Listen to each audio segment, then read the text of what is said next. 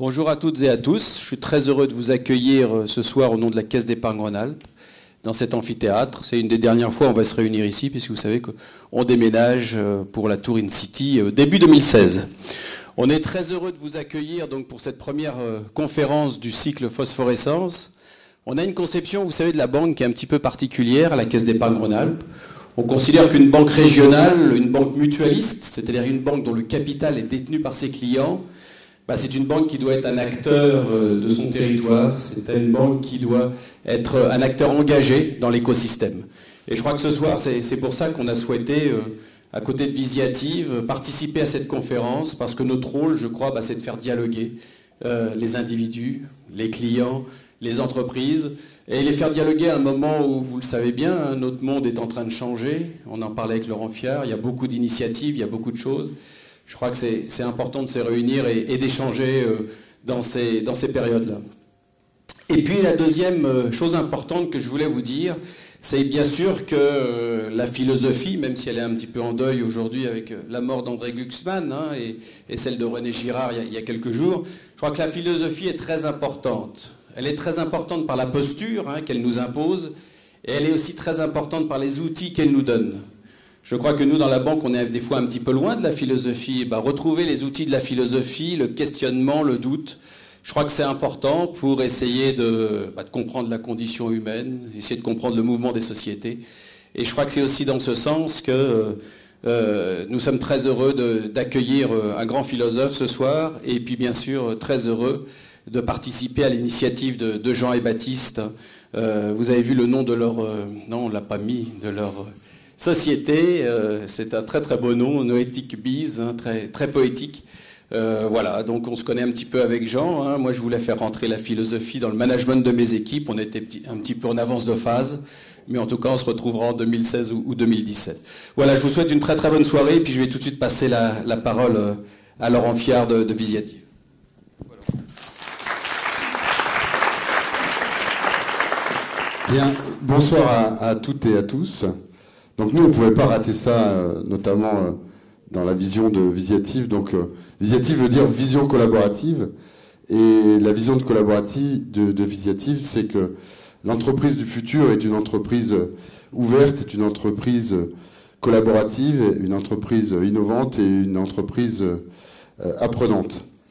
Donc phosphorer, c'est vraiment au cœur de nos débats, puisque nous fournissons les outils numériques qui permettent l'automatisation de processus, et je crois que Bernard Stiegler va en parler ce soir de la société automatique et l'entreprise automatique. Je voulais moi simplement féliciter Jean et Baptiste, effectivement l'équipe Noetic Bees, avec qui on a travaillé sur ce premier cycle des phosphorescences. On est partenaires, j'espère, de long terme. Et je voulais vraiment les féliciter, et surtout les féliciter dans chaque rencontre est inspirante. Et je crois que ce soir, c'est une rencontre encore une fois inspirante qui nous attend et passionnante. Merci à toutes et à tous d'être avec nous ce soir.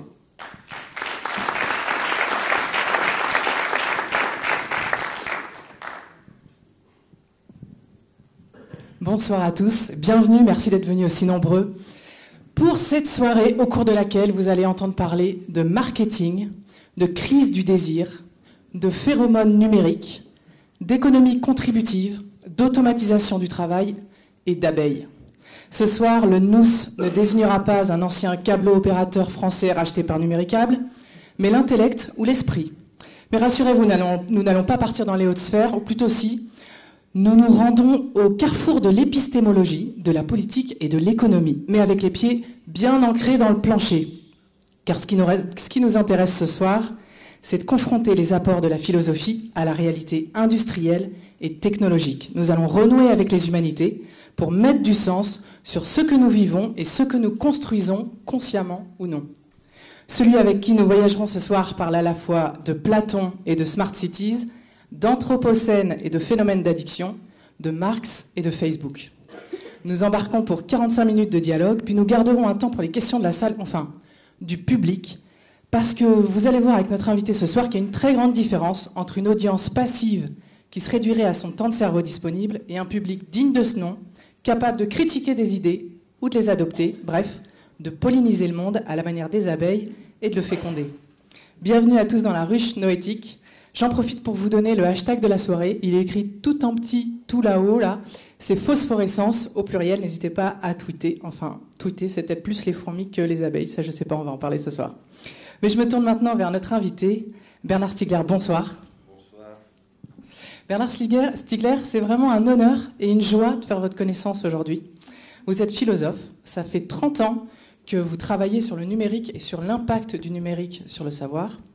Aujourd'hui, vous êtes directeur de l'Institut de recherche et d'innovation, l'IRI, au centre Georges Pompidou. Vous êtes également président de l'association Ars Industrialis, que vous avez créée il y a 10 ans. C'est une association de citoyens qui a démarré en se réunissant dans un théâtre à Berlin et qui réfléchit sur l'avenir du monde industriel. Vous êtes membre du Conseil national du numérique, dans le cadre duquel vous avez participé au rapport Jules Ferry 3.0 sur le numérique et l'école. Si l'on vous demande combien d'hommes politiques comptent pour vous en France ou dans le monde, vous répondez 0, à part le pape, mais vous gardez un regard distancié sur la religion. Vous êtes l'un des rares philosophes à être questionné par le World Wide Web Consortium, l'instance mondiale de régulation du web. Vous êtes invité dans les plus grandes universités du monde, de la Chine aux États-Unis. Vous êtes aussi, depuis l'âge de 10 ans, un passionné de jazz. Vous êtes courageux, angoissé, impétueux et très intègre. Vous préparez plusieurs livres à la fois, dont en ce moment un essai qui s'appellera Disruption et qui portera sur l'accélération du numérique et les risques de catastrophes sanitaires et environnementales. Vous fréquentez beaucoup le monde médical, notamment les neurologues. Vous êtes un grand lecteur de Marx, mais vous travaillez avec Orange, Microsoft et Dassault Systèmes. Vous pensez qu'il faut ficher le camp de Facebook et qu'il faut apprendre à lire aux enfants avant qu'ils sachent lire une tablette. Alors, Bernard Stiegler, peut-être un mot d'abord sur votre parcours. Vous qui avez été élevé dans un milieu ouvrier, avec des grands-parents qui travaillaient à la chaîne et des parents qui ont démarré avec des diplômes très modestes, où et comment est-ce que vous avez pris goût à la philosophie ? C'est compliqué, hein. C'est toujours compliqué de reconsidérer son histoire et de la restituer sans la romantiser ou la... Moi, il m'arrive souvent de me dire, mais est-ce que j'ai vraiment vécu ce truc-là, ou est-ce que c'est pas une histoire que je me raconte? Enfin, plus on vieillit et plus on a ce sentiment-là. Bon, disons que avant de parler de la philosophie, j'ai envie de dire quelques mots de la littérature. J'ai appris à aimer lire, voilà.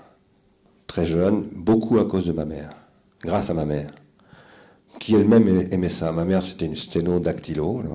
Elle avait un CAP ou je sais pas quoi, un diplôme de sténodactylo. D'ailleurs, pendant longtemps, elle ne travaillait pas parce qu'elle a eu 5 enfants et voilà, elle ne pouvait pas travailler. Et puis elle a repris son travail plus tard. Mais elle lisait beaucoup. Elle me faisait lire aussi. Mon père aussi, d'ailleurs, lisait un petit peu, beaucoup moins qu'elle, il a peut-être moins de temps. Mais il m'a aussi fait lire. Disons que voilà, mes parents étaient des gens qui respectaient beaucoup, disons, la lecture, la littérature, la culture et toutes ces choses-là, et qui nous ont transmis à mes frères aussi. Ça. Et ensuite, bon, comme tout ça a évolué, alors dans les années 60, hein, je suis né en 52, donc j'avais 16 ans en 68. Je suis totalement de cette génération-là, avec un parcours très compliqué. Je suis rentré dans un mouvement d'extrême gauche, un peu contre l'Algérie française. J'étais contre l'OAS en particulier. Et puis ensuite, voilà, il s'est passé plein de choses. J'ai passé quelques années au sein du Parti communiste français. Et c'est là que j'ai rencontré la philosophie, en réalité, d'une manière qui était vraiment une philosophie très particulière, hein, une philosophie qui n'était plus vraiment de la philosophie, mais disons une référence à la philosophie quand même, Marx, et du coup un petit peu Hegel. Voilà, j'ai lu quelques bouquins recommandés dans ce parcours-là au sein du Parti communiste, mais en fait ce qui m'a vraiment fait découvrir, si je puis dire, la vraie philosophie, c'est 2 choses. D'abord, il faut que je vous précise que si je suis rentré au sein du Parti communiste français, c'est parce que j'ai découvert une revue qui s'appelait La Nouvelle Critique, qui n'existe plus depuis très longtemps, qui existait, qui a été créé dans les années 60 et qui a été interrompu en 1976 par Georges Marchais. Mais lorsque j'étais gamin, j'avais 17 ans, j'ai découvert dans cette revue, qui s'adressait aux militants communistes, qu'on y parlait de Claude Lévi-Strauss, de Ferdinand de Saussure. Voilà, je me suis dit, ça c'est incroyable quand même, qu'on s'adresse à des ouvriers en leur parlant d'anthropologie, de linguistique, de psychanalyse, de philosophie. Et c'était pas que de la philosophie comme marxiste. La phénoménologie, structuralisme. Oui, surtout le structuralisme, en fait. Surtout le structuralisme. La phénoménologie, pas tellement. Parce que ça, c'était vraiment une pratique philosophique très dure pour les gens qui ne sont pas initiés. Voilà. Et donc, j'ai découvert ça m'a donné un vrai goût. J'ai d'ailleurs essayé de lire. J'ai acheté le cours de linguistique générale de Saussure, que j'ai vraiment lu. Voilà. Pas tout compris, mais j'ai vraiment lu.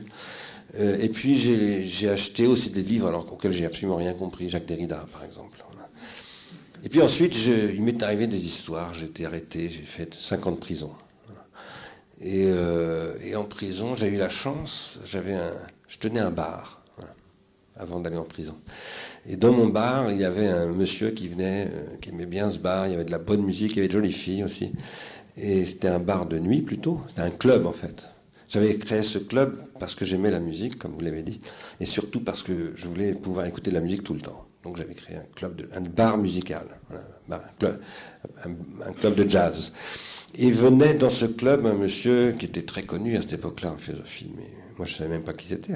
Il s'appelait Gérard Granel. C'était un des principaux introducteurs de Husserl en France. C'était le traducteur de certains textes d'Edmond Husserl, et c'était aussi l'auteur d'une thèse sur Husserl fameuse. Mais ça, je l'ai appris beaucoup plus tard. Et quand j'étais arrêté, il a été extrêmement sympathique avec moi. Il m'a beaucoup aidé. Et surtout, il a réussi à obtenir un droit, qui était très important, que je puisse avoir des livres, voilà, acheter des livres. Et donc, il m'apportait, une fois par mois, des livres. Voilà. Et je me suis rué dans la philosophie. Voilà. J'ai rencontré la philosophie vraiment comme ça, mais du coup aussi comme une pratique vitale. Et ça, c'est très important de dire cela. Pierre Hadot, qui a beaucoup inspiré Michel Foucault, a écrit un livre sur la philosophie antique où il explique que les philosophes, c'était d'abord des gens qui essayaient d'apprendre à vivre bien. Voilà. Ils faisaient de la théorie, bien sûr, mais c'est parce que pour eux, bien vivre, ça passait par la théorie. Mais leur problème, c'était pas la théorie, c'était d'abord de vivre intelligemment, voilà, de prendre soin, voilà, ce que Foucault a repris sous le terme de technique de soi. Et moi, j'ai pratiqué la philosophie d'abord comme une technique, parce que c'est très dur de vivre en prison. C'est extrêmement dur. Et donc, si vous ne vous donnez pas vraiment une technique de soi, vous ne pouvez pas ne pas ressortir pire que vous n'êtes entré. Voilà. Et donc, c'est comme ça que je me suis mis à faire de la philosophie. Et c'est là que j'ai commencé à enseigner, d'ailleurs. Parce qu'un jour, un prof qui était dans une prison, la prison où j'étais, m'a dit « Mais pourquoi vous n'enseigneriez pas la philosophie ?» Alors, je me suis mis à enseigner. Et ça a été fantastique. Vous aviez le bac ? Non, je n'avais pas le bac, non. Et je ne l'ai toujours pas. C'est le premier docteur en philosophie qui n'a pas le bac. Alors ça, c'était une conquête de mai 68. Il y a eu quand même des choses pas mal en mai 68. Par exemple, obtenir le droit pour des gens qui n'avaient pas le bac de quand même s'inscrire. Et ça m'a permis, moi, de m'inscrire à l'université. Donc en prison, vous aidez des détenus à passer le bac alors que vous ne l'avez pas. Vous libérez votre esprit alors que vous êtes incarcéré. Et quand vous êtes enfin à l'air libre, on vous permet de rencontrer Jacques Derrida. Disons que, en fait, c'est Gérard Granel qui un jour m'a dit « Écoute, ton vrai prof, c'est pas moi, c'est Derrida. Donc tu devrais le contacter. » Pour moi, Derrida, c'était une espèce de Zeus, donc très très très impressionné. Mais il m'a dit « Écris-lui de ma part et tout ça. Il faut que tu fasses ton DEA, à l'époque on appelait ça un DEA, avec lui. » Je lui ai écrit, mais vraiment... J'étais très inquiet parce qu'une chose que j'essayais de faire en prison, c'était de ne rien attendre. Parce qu'en prison, c'est terrible quand vous attendez quelque chose. L'attente, vous savez ce que c'est qu'attendre. Vous savez que quand vous attendez quelque chose, le temps rallonge. On apprend ça quand on attend Noël, quand on est petit. Mais quand on est en prison, il rallonge à l'infini. C'est une torture. Donc j'ai écrit à Derrida en me disant « Je ne devrais pas lui écrire, bon, parce que je vais attendre. » 3 jours après, j'avais la réponse. Voilà. Et en fait, voilà, il m'a dit, il était incroyablement accueillant, hospitalier et tout ça. Et je suis sorti, la première fois que je suis sorti de prison, j'ai eu une permission de sortir. J'ai pris l'avion et j'ai été direct à l'école normale supérieure, dans le bureau de Jacques Derrida. Voilà. C'était ma sortie de prison. Ensuite, il vous embauche au Collège international de philosophie, c'est ça? Ça ne s'est pas passé exactement comme ça. J'ai eu la chance de trouver un travail grâce à quelqu'un qui s'appelle Claude Nochvander, qui est un patron de gauche, on pourrait dire, qui était membre du PSU à une époque et voilà, qui m'a reçu. C'est quelqu'un de l'APEC, l'Agence pour l'emploi des cadres, qui m'a recommandé auprès de lui. Il s'appelle Gérard Pringot, qui était quelqu'un que j'avais connu dans ma jeunesse. Et Nochvander m'a recruté. Je suis arrivé, il m'a dit « Qu'est-ce que vous savez faire ?» Je lui ai dit « Je sors de prison et j'ai une licence de philosophie. » Il me dit « Ah, ça tombe très bien, j'ai été chargé d'une étude sur la délinquance, les préventions de la délinquance, donc vous êtes chargé de l'étude. » Voilà, j'ai commencé comme ça. J'ai rencontré peut-être 50 préfets et commissaires de police. J'avais toujours peur de rencontrer le commissaire de Toulouse. Voilà, parce que lui savait que j'étais sorti de prison, je lui avais dit, je voulais pas le dissimuler, mais évidemment, j'allais pas dire ça à tous les préfets que je rencontrais, quoi, ni aux commissaires de police. Et je n'ai pas rencontré de policiers que je connaissais. Quand est-ce que vous avez commencé à travailler sur la technique? Alors, comment ça s'est passé? C'était sur la mémoire au début, c'est ça? Oui. Alors, j'ai commencé à travailler sur la technique philosophiquement à partir d'un travail que j'avais entamé sur Platon, sur le rôle de la mémoire chez Platon. Mais cela dit, il est important que je vous dise que mon père était un technicien, il était électricien, mon père, puis petit à petit, il a fini ingénieur de la RTF, enfin, la radio-télévision française.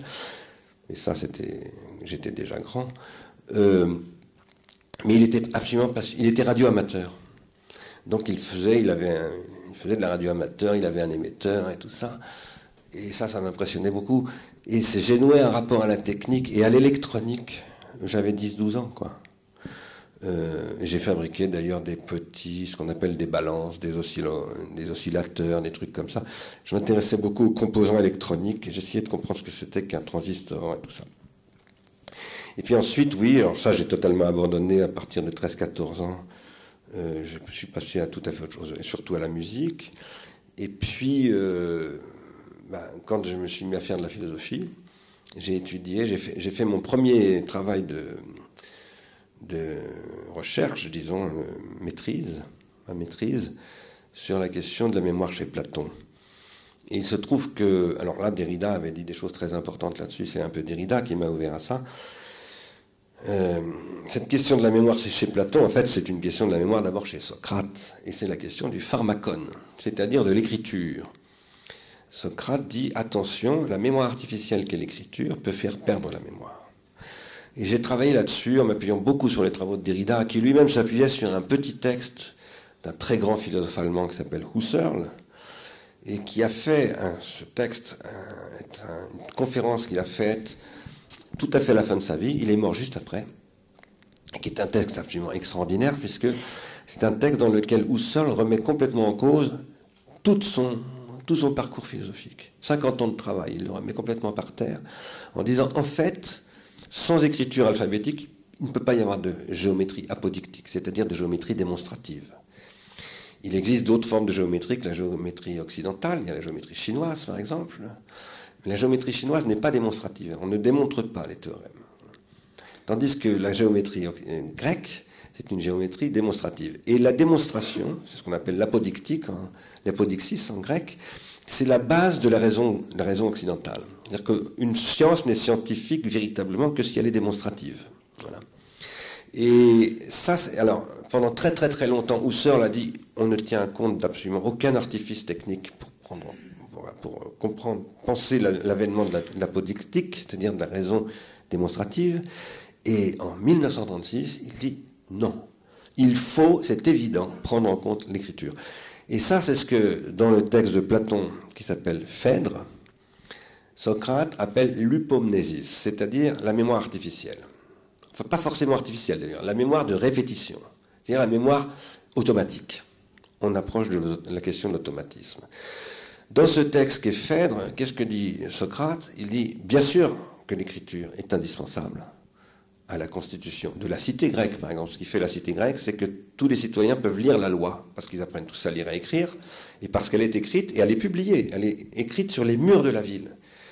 Marcel Détienne a montré dans un livre passionnant d'ailleurs, qui s'appelle Les savoirs de l'écriture en Grèce ancienne, que lorsque le boulotérion, c'est-à-dire le parlement, si vous voulez, d'Athènes, discutait, prenait une décision d'une modification de la loi, eh bien, il y avait une loi qui imposait de la graver dans le marbre dans les 24 heures. C'est-à-dire qu'il fallait que les citoyens soient au courant. C'était pas Internet, mais c'était quand même, voilà, ça travaillait à rendre public. Voilà. Et l'écriture est fondamentale dans la cité grecque, pas simplement pour la loi, mais aussi pour l'histoire. Bien entendu, les Grecs, ce sont les premiers historiens, pour les mathématiques, pour tout. Pour la tragédie, ce qu'on appelle la tragédie, c'est écrit. Voilà. C'est ce qu'Aristote explique dans la poétique. Mais, et après je vous rends la parole, mais Socrate dit, d'accord, très bien, mais l'écriture, ça peut faire le contraire de ce pourquoi c'est fait. C'est un pharmakon, c'est-à-dire que c'est un poison. Et en même temps un remède. Pharmakon, ça veut dire médicament en grec. Donc ça peut vous soigner, mais si vous ne savez pas vous en servir, ça peut vous tuer.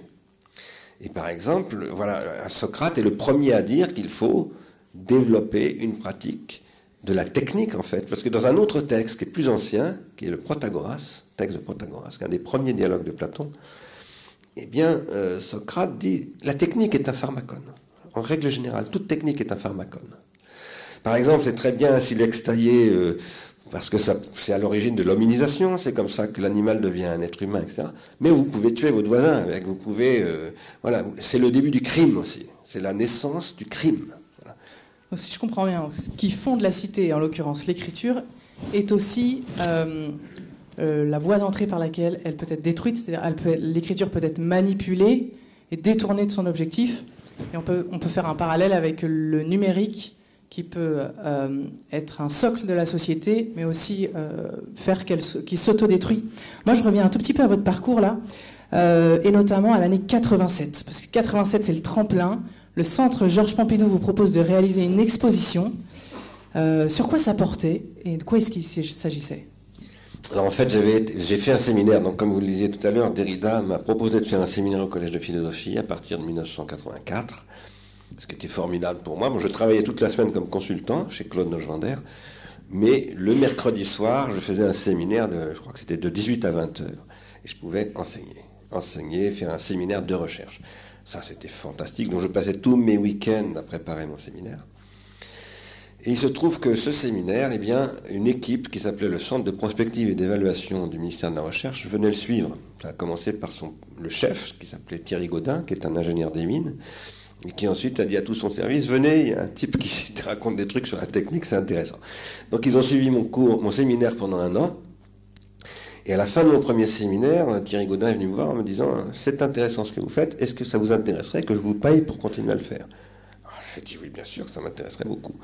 Donc je me suis retrouvé chargé de recherche, j'ai quitté le cabinet Nochvander, je suis devenu chercheur au ministère de la Recherche pendant 2 ans, et j'ai fait tout un travail, voilà, qui a été rendu public au château de Vincennes à la fin de l'année 86. Il y a eu un grand colloque au château de Vincennes là-dessus.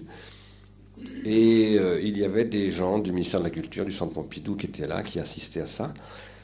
Et on m'a proposé de faire une exposition pour présenter, à l'occasion des 10 ans du Centre Pompidou, une exposition qui reprendrait un peu ces idées. Et alors, ce que j'ai proposé, c'était une exposition sur l'avenir de la bibliothèque et du savoir au XXIe siècle. On était en 1987, hein. Le XXIe siècle, ça semblait encore très loin. Ça vous paraît sûrement très loin, 2050 aussi. Hein. C'est pas loin du tout. Ça va très vite.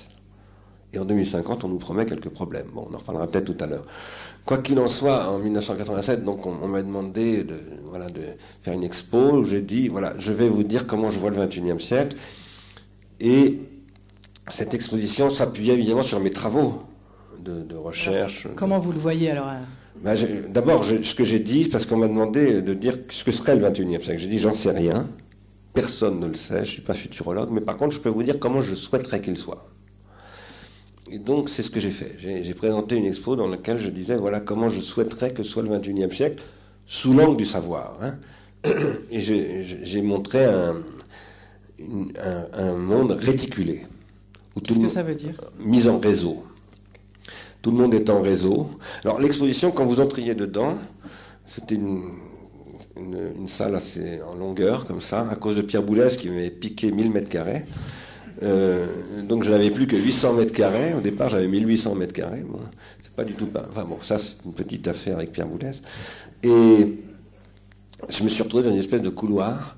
Et alors d'un côté, sur la droite, quand vous entriez dans l'exposition, il y avait le temps réel. Donc c'était des réseaux. Il y avait Horizon, il y avait un mur d'écran de télévision, avec des télévisions du monde entier, une cinquantaine de télévisions. Il y avait des téléscripteurs de l'AFP, il y avait plein de services de temps réel. Voilà.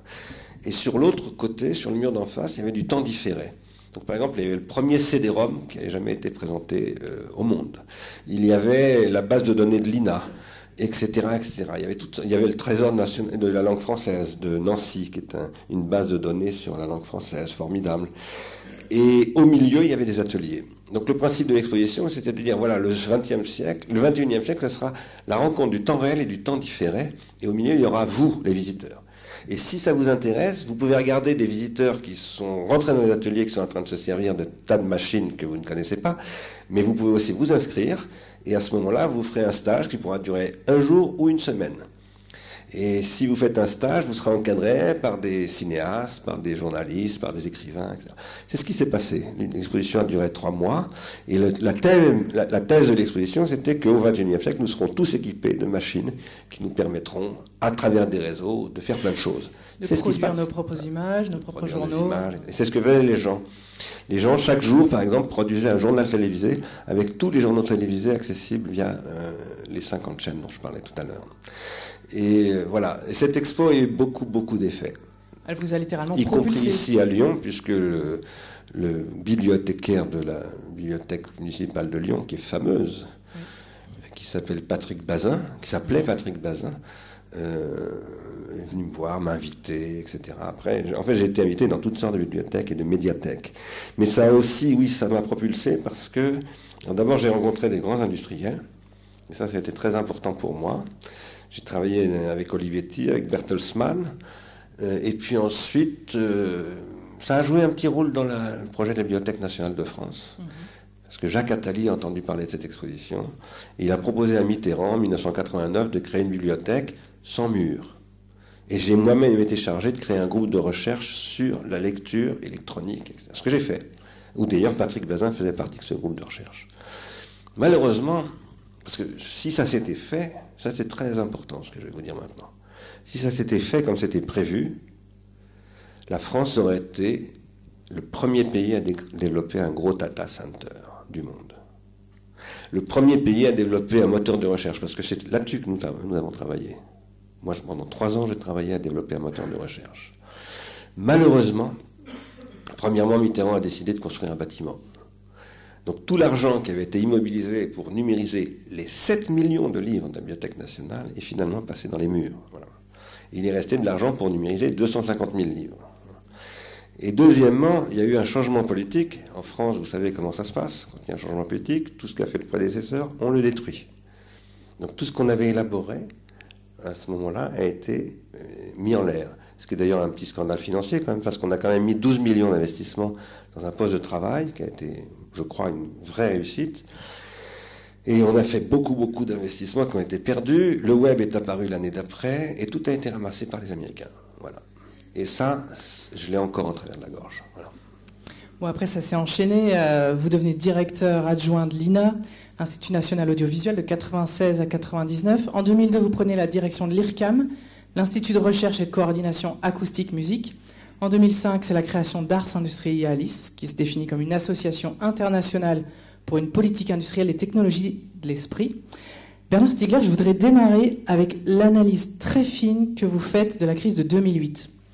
Vous dites qu'il ne s'agit pas d'une crise économique, mais avant tout d'une crise du désir au cœur de la société consumériste. Crise du désir qui est directement liée aux abus du marketing et de la publicité. Nous avons bâti une économie dont le succès repose en fait sur le fait de faire de nous des êtres pulsionnels et non plus des êtres de désir et de projet. Racontez-nous, comment est né le marketing et d'où vient ce concept ? Alors, ce qu'on appelle le marketing depuis les années 40, 50, ça vient d'abord de ce qu'on appelait autrefois les public relations, qui est un concept qui a été inventé par un neveu de Sigmund Freud, qui s'appelait Edward Bernays. Voilà, c'est très important. Edward Bernays, c'était un jeune Autrichien qui a fui l'Autriche, enfin qui a fui, disons, qui est parti de l'Autriche, famille juive autrichienne, et qui s'est installé au début après 1910 en Amérique, et qui était un type très très intelligent, très entreprenant aussi, et qui, pendant les années, je crois que c'est 1917, lorsque le gouvernement fédéral américain décide d'entrer dans la Première Guerre mondiale, et fait une campagne auprès des parents pour dire envoyez vos gosses au front. Ça ne marche pas du tout cette campagne. Et il dit au département d'État, mais vous y prenez n'importe comment, ça ne marche pas comme ça du tout. C'est pas comme ça qu'on fait une campagne de communication. Il dit mon oncle, Sigmund Freud, a découvert l'inconscient. Et que tout ce qui fait fonctionner les individus, c'est leur désir. Et donc, c'est pas. Je vais vous faire une campagne de communication sur des bases totalement différentes. Voilà. Et c'est ce qu'il va faire, et ça va être un succès. À partir de là, il va tout à coup gagner un portefeuille de dossiers de public relations pour beaucoup d'entreprises, mais il va devenir vraiment célèbre en 1929. Lorsqu'il y a la fameuse crise de 29, il a parmi ses clients, comment ça s'appelle, Lucky Strike, le marchand de cigarettes. Je fume toujours une Lucky Strike par jour, moi, encore. Et faire du marketing. Non, mais je pense que je suis accroché à cette cigarette-là, parce que, voilà, j'ai beaucoup travaillé sur ce type. Qu'est-ce que fait... Bon, Lucky Strike, comme toutes les entreprises américaines de cette époque-là, de très gros problèmes, de trésorerie, toutes sortes de problèmes, liés à la très grosse crise financière. Et Edward Bernays dit au patron de Lucky Strike, je vais vous sauver. Je vais vous sauver, nous allons faire fumer les femmes. À cette époque-là, les femmes ne fument pas en Amérique. Si, il y a des femmes qui fument, mais ce sont des prostituées, des femmes de mauvaise vie. Et fumer en Amérique, pour une femme, c'est vraiment un signe d'échéance, quoi, en 1929. Il va faire toute une campagne avec le mouvement féministe des suffragettes, et il va transformer la cigarette, le Lucky Strike, en ce qu'il va appeler la torche de la liberté. Il va manipuler, en fait, parce que c'est un manipulateur, il va manipuler les mouvements féministes qui vont, en fait, revendiquer le droit de vote, enfin, toutes sortes de choses comme ça, avec la cigarette Lucky Strike. Et en fait, il va légitimer la cigarette, il va en faire une sorte de surmoi, un nouveau surmoi féminin. Et du coup, toutes les femmes américaines vont se mettre à fumer des Lucky Strike. Enfin, pas toutes, mais beaucoup. À commencer par Lorraine Bacall, qui va elle aussi relayer ça au cinéma avec Hawks, etc., etc. Et en fait, qu'est-ce qu'invente Edward Bernays, qui deviendra plus tard le marketing, mais aussi les industries culturelles, parce qu'il utilise la radio, le cinéma, ensuite la télévision. Et il découvre, il fait comprendre au patronat américain que c'est très bien de fabriquer 1 million d'automobiles par an. C'est ce que fait Ford, qui s'était donné ce challenge en 1907 quand même. Hein. Mais après, il faut les vendre. Mais le problème, c'est de les vendre. Et pour les vendre, d'une part, il faut qu'il y ait un pouvoir d'achat, que les ouvriers aient suffisamment d'argent pour être capables d'acheter la voiture qu'ils produisent, mais en plus, il faut qu'ils aient envie de l'acheter. Or, ce que vous montre, par exemple, un film de Milos Forman, dont j'ai oublié le titre, j'arrive plus à me souvenir du titre, ou un autre film, qui est beaucoup plus connu d'ailleurs, de Orson Welles, qui s'appelle La splendeur des Amberson, c'est que les Américains ne veulent pas d'automobile. C'est le fils Morgan, de la banque Morgan, qui a créé la première entreprise automobile américaine, ça ne marche pas. Parce que les Américains n'en veulent pas. Ils disent, nous, on veut des chevaux. Ce truc, ça pue, c'est difficile à démarrer, enfin, ça tombe en panne. Bon, c'est le rejet. Regardez ce film, La splendeur des Amberson, c'est vraiment très, très éloquent. Et moi-même, parce que j'ai été, à un moment donné, j'ai fait partie d'un conseil de France Télécom, à l'époque ça s'appelait comme ça. J'ai assisté à un truc formidable, qui était un débat sur une étude qui a été faite pour France Télécom, sur l'intérêt du GSM. Et qu'est-ce qu'a montré cette étude, qui a été très mal faite? C'est que les Français ne voulaient pas de GSM. Si vous demandiez aux Français en 1993-94, est-ce que vous voulez un téléphone mobile? Pas du tout. Pas du tout. Ils ne voulaient absolument pas de téléphone mobile. Ça coûte cher, ça ne sert à rien, etc., etc. Ce qui fait que Nokia a pu sauver la Finlande avec l'entreprise Nokia qui a repris le brevet. Le problème, c'est que jamais personne ne veut une innovation technologique. Personne. Souvenez-vous, par exemple, de ce qu'on disait des Japonais il y a 15 ans, les Japonais qu'on montrait dans le métro en train de tweeter, enfin pas de tweeter, Twitter n'existait pas, mais disons de faire, d'utiliser le téléphone portable comme un smartphone. On s'en moquait. Mais on s'en moquait vraiment beaucoup. Je ne sais pas si vous vous souvenez, avec ce côté un peu quand même parfois esprit de clocher à la française qui se moque beaucoup de tous les autres qui ne sont pas français, quoi. On fait tout ce que faisaient les Japonais à l'époque. Pourquoi? Parce qu'en fait, la technologie et le marketing, ça consiste à socialiser, à faire croire aux gens qu'ils ont besoin de quelque chose dont ils n'ont pas absolument forcément besoin. Mais on va installer le besoin, comme on dit. Et une fois qu'on l'a installé, après, vous ne pouvez plus vous en passer. Après, c'est le principe de mimétisme aussi. Après. Mimétisme, mais pas seulement mimétisme. Moi, je me suis fait voler mon téléphone il y a quelques jours. Je suis très embêté. Parce que c'est le mimétisme, vous avez raison, mais ce n'est pas seulement le mimétisme. C'est une fonctionnalité. La société actuelle, par exemple, fonctionne sur la base de la liaison permanente, pas simplement de téléphone d'ailleurs, le smartphone, c'est-à-dire les datas. Et si vous n'avez pas cet accès à cette commodity, à cette facility, appelez ça comme vous voulez, eh bien vous êtes dans une sous-performance sociale. Donc vous êtes obligé en fait d'y passer. Voilà. Et toute la technologie s'est socialisée comme ça. Presque toujours. C'est très rare qu'une technologie ait été vraiment voulue par les gens. Il a fallu développer le marketing. Alors, pourquoi est-ce que le marketing a fini par devenir très problématique? Je dis a fini par devenir très problématique parce que je fais partie de ceux qui ont vu arriver le frigo, la machine à laver comme une vraie libération, et c'était vraiment une libération. Pour ma mère, avec 5 gamins, je peux vous dire qu'une machine à laver Bendix à gaz, c'était véritablement fabuleux. Ça changeait totalement sa vie, et donc la nôtre, parce qu'elle pouvait s'occuper de nous, elle avait du temps. Ça, c'était la grande époque, la belle époque, je dirais, du consumérisme naissant, qui débarque en France dans les années 50, voilà. Qui débarque avec les films américains, avec le plan Marshall. Et qu'est-ce qui fait que tout ça est devenu toxique? Alors, il y a toutes sortes de raisons qui font que c'est devenu toxique. Mais la première raison, c'est que moi, j'étudie beaucoup le marketing. Je m'y intéresse beaucoup. Et d'ailleurs, j'ai prôné le développement du marketing, mais d'un nouveau marketing. Un marketing qui serait un marketing d'après le consumérisme. Pourquoi je dis après? Parce qu'aujourd'hui, en effet, eh bien, la stratégie, par exemple, de grands canaux de télévision, c'est d'accrocher l'attention des enfants à partir d'1 an. De 1 an à 3 ans, par exemple, Baby First, contre lequel j'ai signé avec une dizaine de camarades une lettre au CSA pour dire il faut interdire ce truc. Malheureusement, le CSA ne l'a pas interdit. Et qu'est-ce que c'est que ce système de marketing? C'est un système qui est... Parce que les gens qui font du marketing aux États-Unis, ce sont les meilleurs. Moi, j'enseigne aux États-Unis. Mes meilleurs étudiants finissent dans la finance et dans le marketing. Ils ne deviennent pas profs de philo. De toute façon, il n'y a pas de terminal en Amérique. Donc, et ils gagnent beaucoup d'argent en général. Et qu'est-ce qu'ils vont faire? Par exemple, ils vont enseigner aux gens du marketing que Freud a expliqué que l'identification primaire, c'est un processus psychologique dans le développement de l'enfant qui fait que l'enfant, entre sa naissance et 5 ans, s'identifie de manière aveugle à ses éducateurs. En l'occurrence, en général, quand il a de la chance, ses parents, son père et sa mère. Et cette identification est indélébile. Vous ne pouvez plus l'effacer. Elle s'inscrit dans l'inconscient, c'est la base de la personnalité. C'est ce qui fait que, par exemple, quand vous avez 35 ou 40 ans, vous avez un dilemme moral à résoudre. Eh bien, quand vous êtes totalement démuni, vous ne savez pas comment l'époque va vous accompagner, si Jacques Derrida peut vous aider, si François Hollande, on ne sait jamais après tout. J'en doute un peu. Eh bien, vous vous tournez vers papa et maman. Mais vous ne vous en rendez pas compte, c'est inconscient.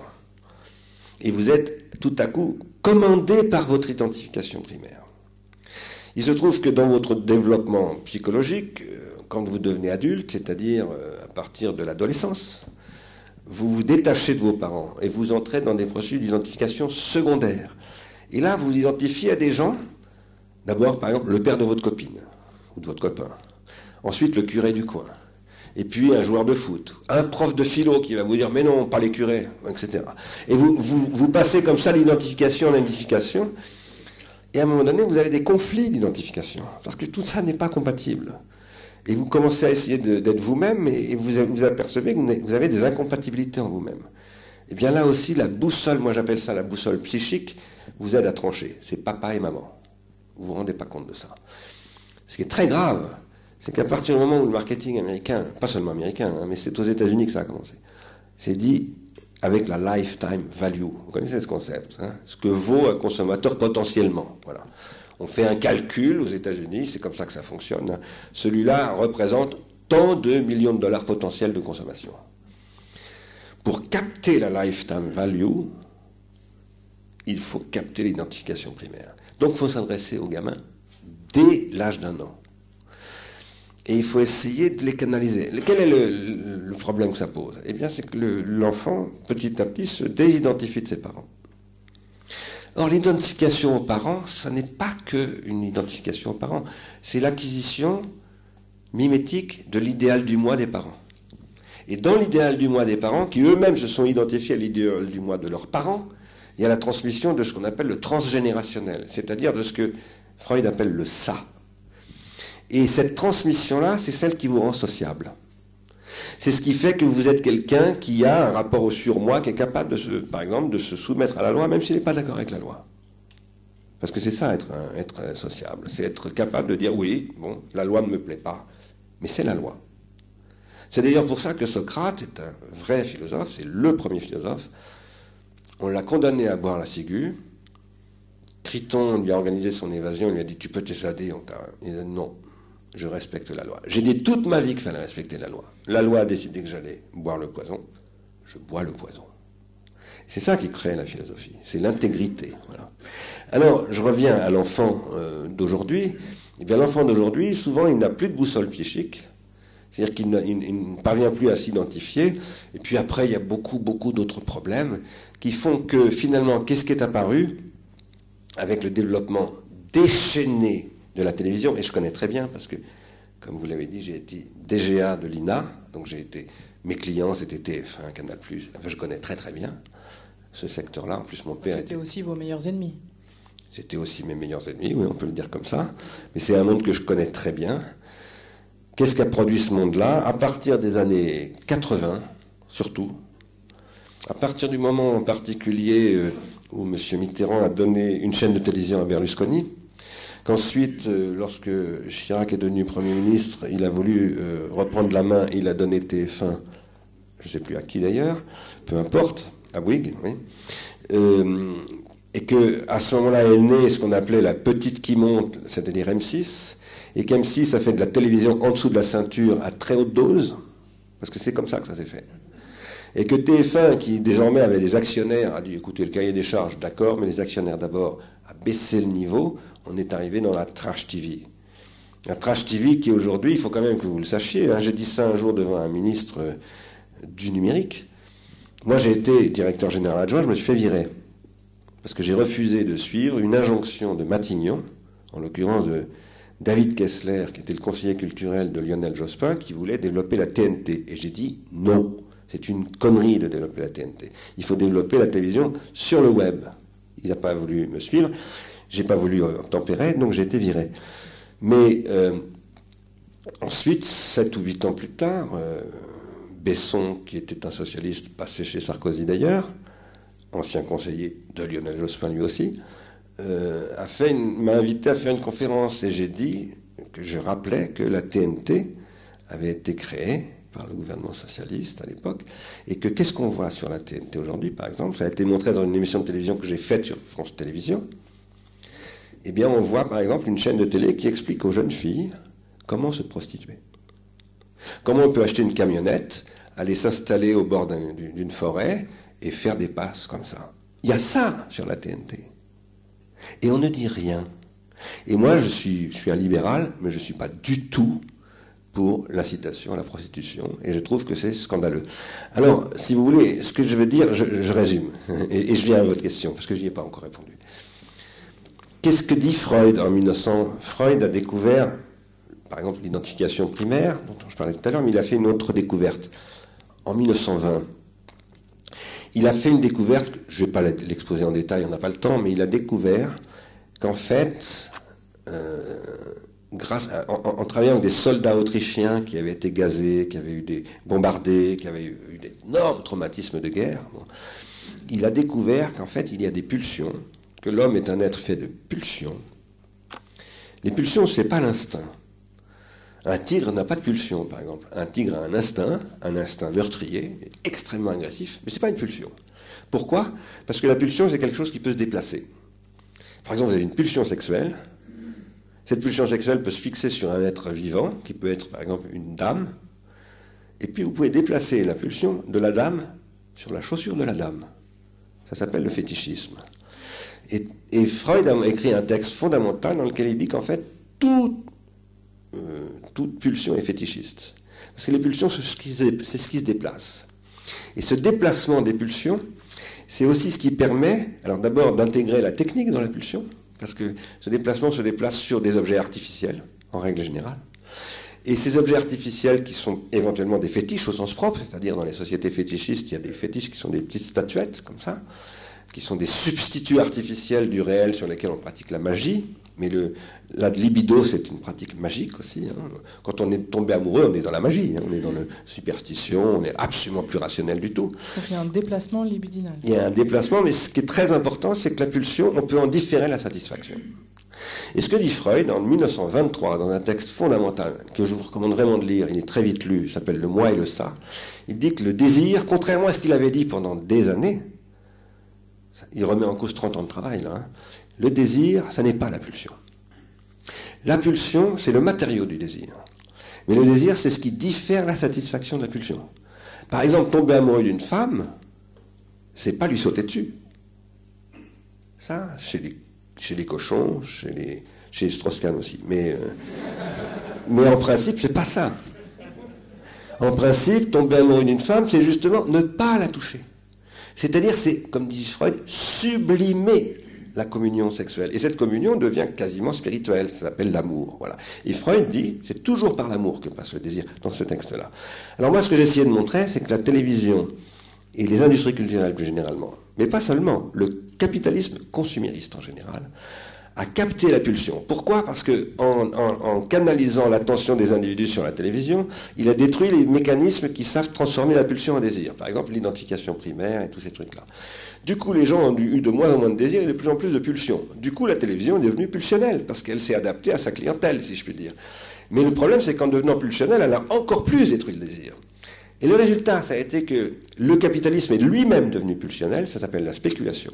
C'est-à-dire que je n'investis plus du capital pour monter un projet, ce que dit écrivait Max Weber, un grand projet entrepreneurial, etc. Non, je spécule sur l'argent pour gagner de l'argent, un point, c'est tout. Et ça, c'est pas du tout une économie, c'est une déséconomie. La spéculation, ce qu'on apprend dans tous les cours d'économie, c'est que ça détruit l'économie. Qu'est-ce qui s'est passé en 2008 ? Eh bien, il s'est passé que l'économie était devenue ultra spéculative et ultra pulsionnelle. Les consommateurs étaient devenus très pulsionnels, mais les spéculateurs aussi. Et étant donné que la spéculation est anti-économique, on a créé des systèmes de dissimulation de la solvabilité, parce que le pouvoir d'achat des gens a baissé. On a créé les subprimes, on a créé toutes sortes de systèmes, et à un moment donné, le réel revient toujours. À un moment donné, ça a craqué. C'est ça, 2008.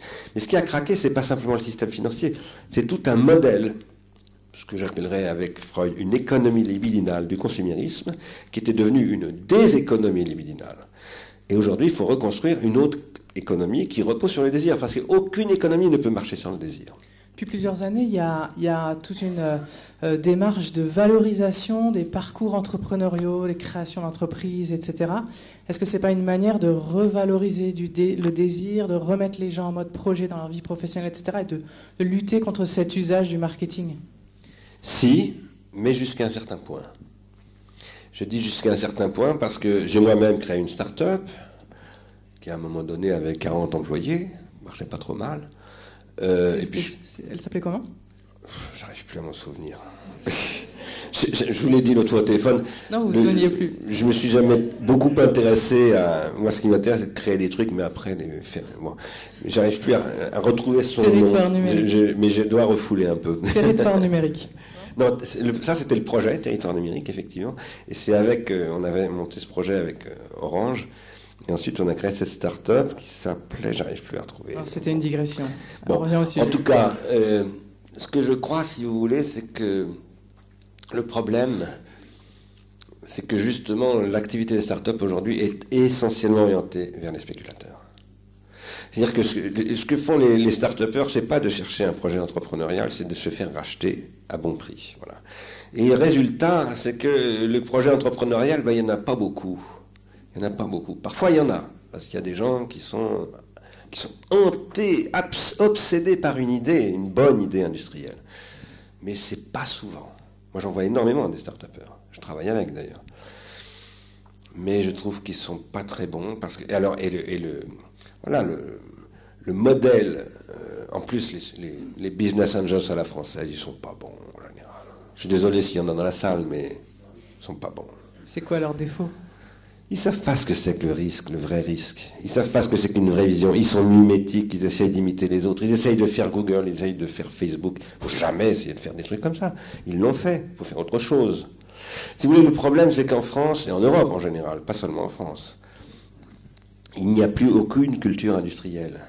Et moi, je connais assez bien la culture américaine, j'y vais souvent, d'abord, je vais beaucoup en Californie, et par ailleurs... Comment ça se fait que vous n'ayez pas encore fichu le camp en Californie, d'ailleurs? C'est la question que je me posais. J'y répondrai peut-être tout à l'heure. Mais je suis quand même très attaché à l'Europe. Hein. Puis en plus, je prépare des trucs qui ne me plaisent pas trop en Europe, et j'aimerais bien que ça ne se passe pas. Donc j'essaye de rester là pour produire une alternative à ce qui pourrait être une grosse catastrophe quand même. Ça se présente plutôt mal en ce moment. Enfin, je continue à croire beaucoup à l'Europe, moi. Beaucoup, beaucoup. Vraiment. Et c'est une position de fond, parce que je suis allé en Chine il y a quelques années déjà. Et vous revenez de Corée? Là, oui, je reviens de Corée, mais j'étais en Chine il y a, je sais pas, 7-8 ans à Pékin. C'est la première fois que j'allais en Chine. Et le doyen de la faculté de philosophie de Pékin, qui est très bonne, hein, parce qu'il y a des gens très forts en Chine, me dit, vous, les Européens, vous avez 4000 ans de culture derrière vous, comme nous, les Chinois. Les Américains, non. Donc, on pourra s'entendre. Voilà. Enfin, je ferme cette parenthèse. Qu'est-ce que j'étais en train de dire? J'étais en train de parler de Californie, de business angel, de start-upper, de voilà, spéculation. Et je parlais des États-Unis. J'ai beaucoup étudié la politique américaine parce que c'était dans ma mission en tant que directeur général de l'INA. L'INA est en charge de fournir au gouvernement une politique internationale de l'audiovisuel, etc. Donc j'ai suivi ça de près. En plus, j'avais des spécialistes, un bureau d'études qui travaillait là-dessus. Donc c'était avec vraiment du travail assez sérieux, quoi. Et puis par ailleurs, quand j'étais à l'université de Compiègne, je travaillais déjà sur l'innovation américaine dans le champ de l'électronique. Donc c'est un sujet que je connais bien. Si Google est apparu, si Facebook est apparu, Google, souvenez-vous quand même qu'en 1998, personne ne savait ce que c'était. C'était en fait une thèse, encadrée par un philosophe d'ailleurs, à Stanford, faite par Larry Page. Et puis voilà, qui a commencé, en commençant à parler en 2001, et tout le monde dit, il n'y a pas de business model, ça ne marchera jamais. Enfin, je me souviens très bien de ces discussions, comme je me souviens des discussions, on m'a dit qu'on enterrait Apple. Je sais pas, j'ai entendu l'enterrement d'Apple au moins 20 fois en France. Bon. Ça, ce sont des gens qui comprennent rien à la technologie contemporaine. Mais maintenant, pourquoi est-ce que Google est devenu ce que Google est aujourd'hui, c'est-à-dire l'entreprise hégémonique mondiale, très dangereuse d'ailleurs, hein, que j'admire beaucoup, avec laquelle je discute, mais qui est très dangereuse. C'est très dangereux l'hégémonie. Google, c'est une entreprise qui a été rendue possible par 40 ans d'investissement de l'armée américaine en Californie. La Californie, c'est l'état de l'armement des industries militaires. L'armée américaine y est très présente, elle y est moins maintenant, mais elle y est toujours. Et l'armée américaine a développé à fond perdu toutes sortes de recherches, complètement fantaisistes parfois, apparemment. Hein. Parce que c'est son boulot aussi. Et moi, j'avais souligné en 1997, j'ai fait un article, non, 98, j'ai fait un article contre la Commission européenne qui voulait détruire mon département de recherche en disant c'est pas concurrentiel. J'ai dit arrêtez. Les États-Unis ont investi 1000 milliards de dollars en 20 ans sur le multimédia, entre 78 et 98. 20 ans, 1000 milliards de dollars. C'est ça qui est à l'origine de Intel, de Microsoft, qui est devenu... Microsoft, j'ai reçu, moi, le vice-président de Microsoft, Craig Mundy, en 1997. Qu'est-ce qu'il disait, Craig Mundy, en 1997? Il disait, nous, Microsoft, demain, ça sera nous, l'interlocuteur de la télévision. Ce qui nous intéresse, c'est pas l'ordinateur, c'est le multimédia. Et vous deviendrez du multimédia. C'est d'ailleurs pour ça que j'ai dit... au cabinet de Jospin, il faut aller sur le web, il ne faut pas faire de la TNT, c'est du fric foutu en l'air. Ce qui est le cas, c'est évidemment beaucoup d'argent, à coûter très cher la TNT. Alors, ce que je veux dire, c'est qu'il y a une politique fédérale aux États-Unis qui est portée par l'armée américaine. En 2004, Bush Junior est arrivé et a dit « J'arrête les financements par l'armée américaine publique, ça ne sert à rien, il faut laisser le marché ». Il y a eu une manif quasiment de PDG et de CEO américains qui ont fait pas une manif, mais ils ont pris la parole ensemble, ils ont fait une conférence de presse en disant « Monsieur le Président, n'arrêtez pas, c'est ça qui fait la vitalité des États-Unis ». Et moi, j'ai fait un travail il y a 3-4 ans maintenant sur un modèle alternatif de réseau social. Je n'ai pas trouvé un copec en France pour être financé. C'est l'US Navy qui m'a financé. Mais le problème, c'est qu'ils ont ramassé les résultats. Voilà. Donc on est dans un pays, sur un continent, qui ne comprend plus rien à ce que c'est que la réalité industrielle, et qui écoute quoi? Le storytelling américain. Il y a un storytelling américain qui est un tissu de mensonges. C'est ça le storytelling. C'est toujours un tissu de mensonges. C'est pour vous faire adopter des comportements que vous imitez. Donc nous sommes sur... C'est devenu la planète des singes, l'Europe. C'est-à-dire, on imite les autres. Voilà. Il y a un phénomène que vous développez qui est la décapacitation. Qu'est-ce que c'est exactement? En quoi ça consiste? La décapacitation, c'est quelque chose qui a été décrit par Amartya Sen. Je suis tombé dessus grâce à un philosophe de l'école normale supérieure, d'ailleurs, de la rue d'Ulm, qui m'a dit « Tu devrais lire ce truc-là, ça va t'intéresser ». Amartya Sen, c'est un économiste très connu, prix Nobel d'économie. Et qui est au départ, c'est un économiste des famines. Parce que dans les pays où il y a de la famine, il y a des économies, bien entendu, il y a de l'économie partout. Et lui, il a étudié les modèles économiques des pays de famine, en particulier le Bangladesh. Et il a découvert un truc incroyable, c'est que l'espérance de vie des Bangladais était meilleure que celle des habitants de Harlem, premièrement. Alors ça, déjà, ça l'a tout à fait surpris. C'est dans les années 70. Le Bangladesh, années 70, c'est le pays le plus pauvre du monde après le Biafra, je crois. Enfin bon, c'est vraiment le pire du pire. Eh bien, l'espérance de vie est plus élevée qu'à Harlem. C'est quand même étonnant, ça. Mais non, alors, il va faire une enquête, il va rencontrer les gens. Qu'est-ce qu'il découvre? Non seulement ils ont une espérance de vie plus élevée, ils sont plus heureux. C'est-à-dire qu'ils ont une espèce d'être au monde qui est beaucoup plus ouvert et beaucoup plus efficient. Et en fait, ils résistent beaucoup mieux. Et à quoi ça tient, ça? Eh bien, au fait qu'ils n'ont pas détruit leur savoir. Ils ont un savoir-vivre, ils ont maintenu leur savoir-vivre, ils ont des savoir-faire, c'est-à-dire qu'ils ont des métiers artisanaux, etc. Et ils ont des pratiques spirituelles. Voilà. Et alors, moi, j'ai repris, parce que ça a été théorisé ensuite par Amartya Sen, il a eu le prix Nobel pour ça, il a appelé ça donc les capabilities. Et il a montré que le développement des capabilities, c'était la question de demain en économie. Et que le problème des gens d'Harlem, c'est qu'ils avaient perdu toutes leurs capabilities. Pourquoi? Parce que c'était devenu des consommateurs. C'est différent des compétences? Ah oui, c'est différent, en effet. Les compétences, ce sont des skills, comme on dit en anglais. Les capabilities, ce sont des knowledge, ce sont des savoirs. Alors ça, c'est une question très très importante. Merci d'insister sur ce point. La capability, ou plutôt la décapacitation, la perte de capacité, ça a été décrit par deux grands économistes extrêmement connus. Le premier s'appelle Adam Smith, lorsqu'il décrit dans La richesse des nations la division industrielle du travail, il dit la conséquence de ça, c'est inévitablement la perte du savoir-faire par l'ouvrier, qui n'est plus un ouvrier. Et c'est redécrit en 1848 par Marx, dans le manifeste communiste, où il dit ça c'est la prolétarisation. Mais il ajoute, Marx, c'est très important, c'est le destin de tous les salariés. Donc il n'y a pas d'histoire de classe sociale. Ce n'est pas que les ouvriers qui vont devenir prolétaires. Et il dit, tous les salariés deviendront des prolétaires. Et moi, je me suis intéressé à un salarié très spécial, qui s'appelle Alan Greenspan, qui était le président de la Réserve fédérale, et qui a été convoqué au Sénat américain le 23 octobre 2008. Et une commission sénatoriale, dirigée d'ailleurs par des républicains, c'est-à-dire qui ne sont pas des gens très régulationnistes, c'est le moins qu'on puisse dire, a dit, mais monsieur, qu'est-ce que c'est que ce bazar que vous avez mis là? Et il a répondu, mais c'est pas moi, c'est l'automatisation. Je n'ai plus de savoir, mais personne n'a. Il n'y a plus de savoir économique. C'est une machine qui marche toute seule. C'est ça la prolétarisation. Ça, c'est la prolétarisation. Marx l'avait dit. Marx, en 1948, avait dit, ça touchera jusqu'en haut de la hiérarchie. Et c'est ce qu'on vit aujourd'hui. Et ça ne peut plus durer. Tous, quel que soit notre niveau hiérarchique. Tous ceux qui sont salariés. Et qui sont salariés dans un contexte de procédure où vous soumettez, vous développez des compétences pour vous soumettre à un système que vous ne pouvez pas changer.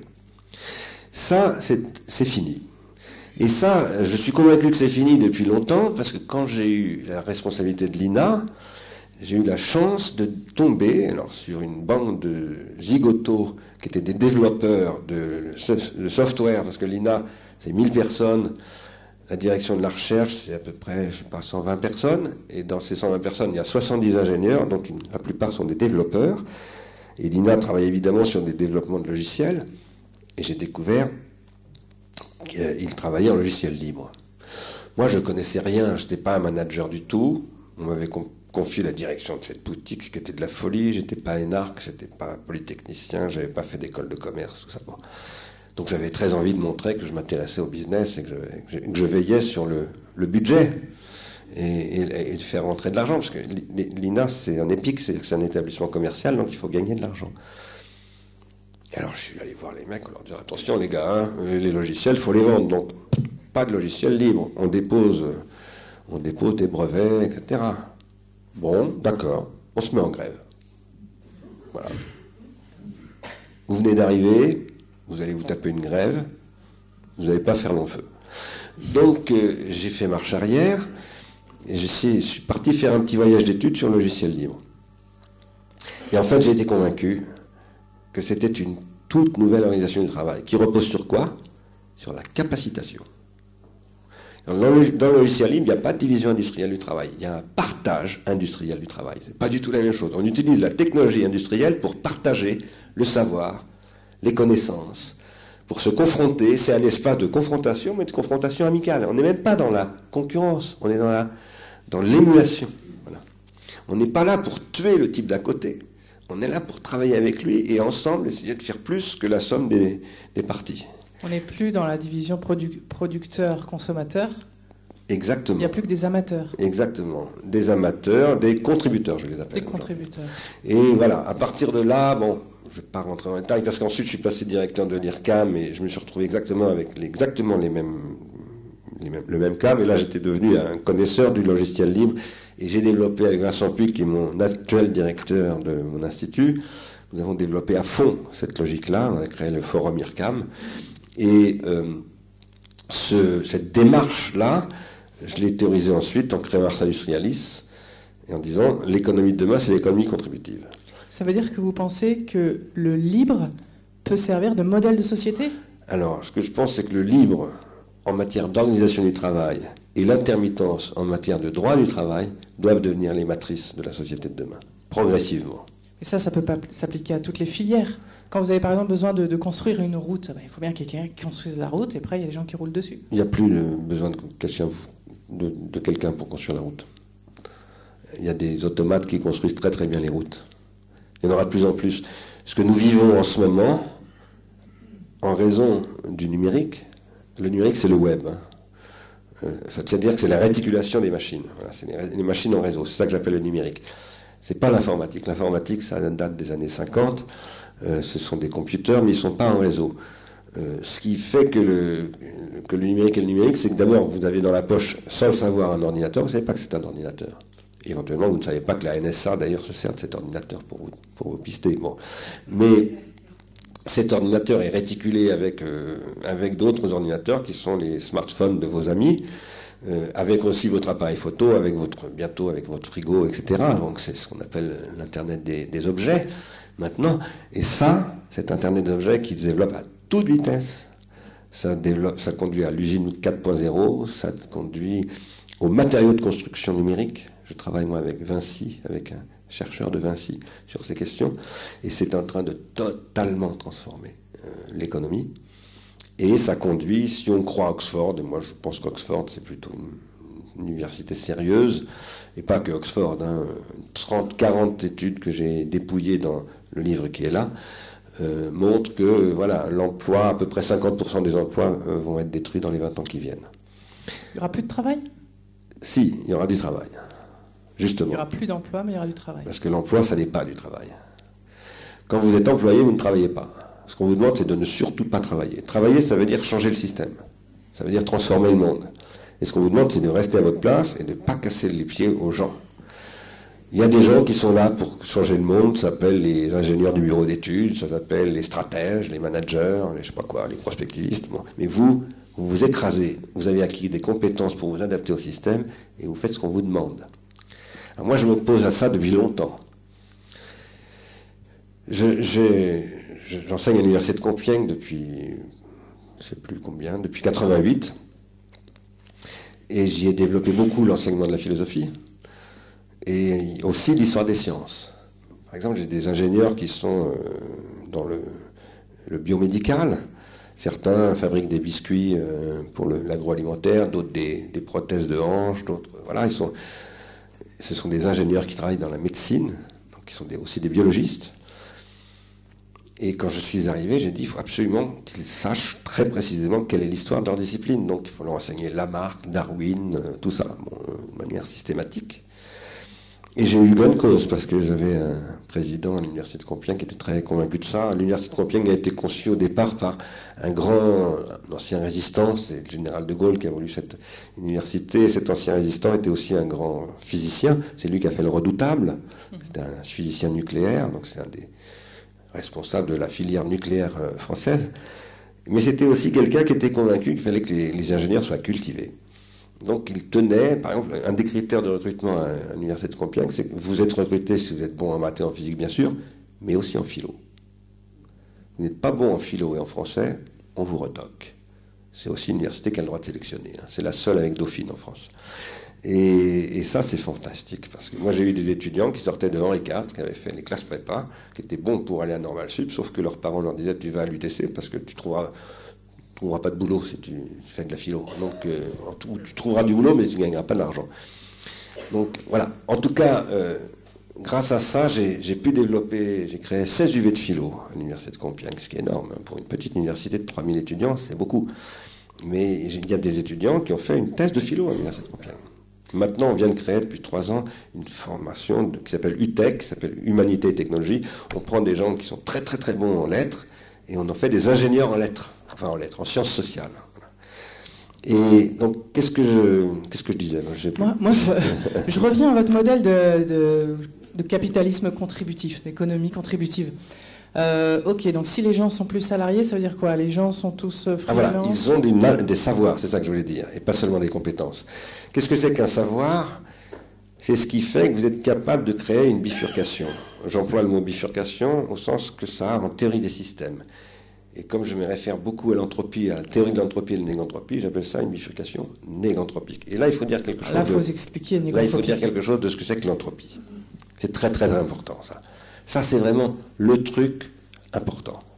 Si vous devez retenir quelque chose ce soir, ça sera ce sujet-là. L'entropie, c'est une loi de la physique qui a été découverte en plusieurs stades d'ailleurs. Il y a un premier moment, c'est un physicien-ingénieur, un peu à la façon de James Watt, s'appelle Sadi Carnot, c'est un Français, qui étudie la machine à vapeur. Il essaye d'optimiser la production de la machine à vapeur. Et ce qu'il découvre, c'est qu'en fait, on ne peut pas empêcher la dissipation d'énergie. C'est-à-dire qu'il n'y a rien à faire, l'énergie se dissipe. Et on ne pourra jamais empêcher cette dissipation, c'est-à-dire de la déperdition d'énergie. Ça, c'est le premier moment. Le deuxième moment, c'est... Donc ça, c'est la première formulation, on appelle ça le deuxième principe de la thermodynamique. Et le deuxième moment, c'est un savant, un scientifique allemand qui s'appelle Rudolf Clausius, qui reprend le travail de Sadi Carnot, mais qui le généralise. Et qui dit qu'il faut repenser toute la physique à partir de ce point de vue, qui part de la machine à vapeur. Et en fait, il faut penser tout le mouvement et toute l'énergie de l'univers comme un processus anthropique. Je ne sais pas si vous vous rendez bien compte de ce que ça veut dire. Ça veut dire que l'univers est un système qui se décompose. Alors ça, c'est très théorique en 1865. En 1924, ça devient beaucoup moins théorique, parce qu'un astrophysicien, qui d'ailleurs ne s'intéresse pas particulièrement à la thermodynamique, qui s'appelle Edwin Hubble, observe avec le fameux télescope qu'il met en place, eh bien, que l'univers est en expansion. Et cette découverte de l'expansion de l'univers, c'est la confirmation observée scientifiquement de la théorie de l'entropie. C'est triste, hein? Triste la théorie de l'entropie. Ça veut dire que, alors, les premiers à l'avoir dit, c'est la Bible, hein. C'est la Genèse, livre 3. Tout redeviendra poussière. Voilà. C'est ça la théorie de l'entropie. Mais sauf que c'est dit de manière scientifique. Et en plus, quantifié statistiquement, parce qu'il y a aussi Boltzmann, enfin, il y a plein de savants qui travaillent là-dessus. Maintenant, en 1944, un petit peu d'espoir arrive, avec un type qui s'appelle Schrödinger, qui est un physicien lui aussi, quantique, et qui va essayer de déduire le vivant de la physico-chimie. Et qu'est-ce qu'il va découvrir? Eh bien que ce n'est pas possible. Il va dire, un être vivant ne se soumet pas à la loi de l'entropie. C'est ça le vivant. Il va appeler ça la négantropie.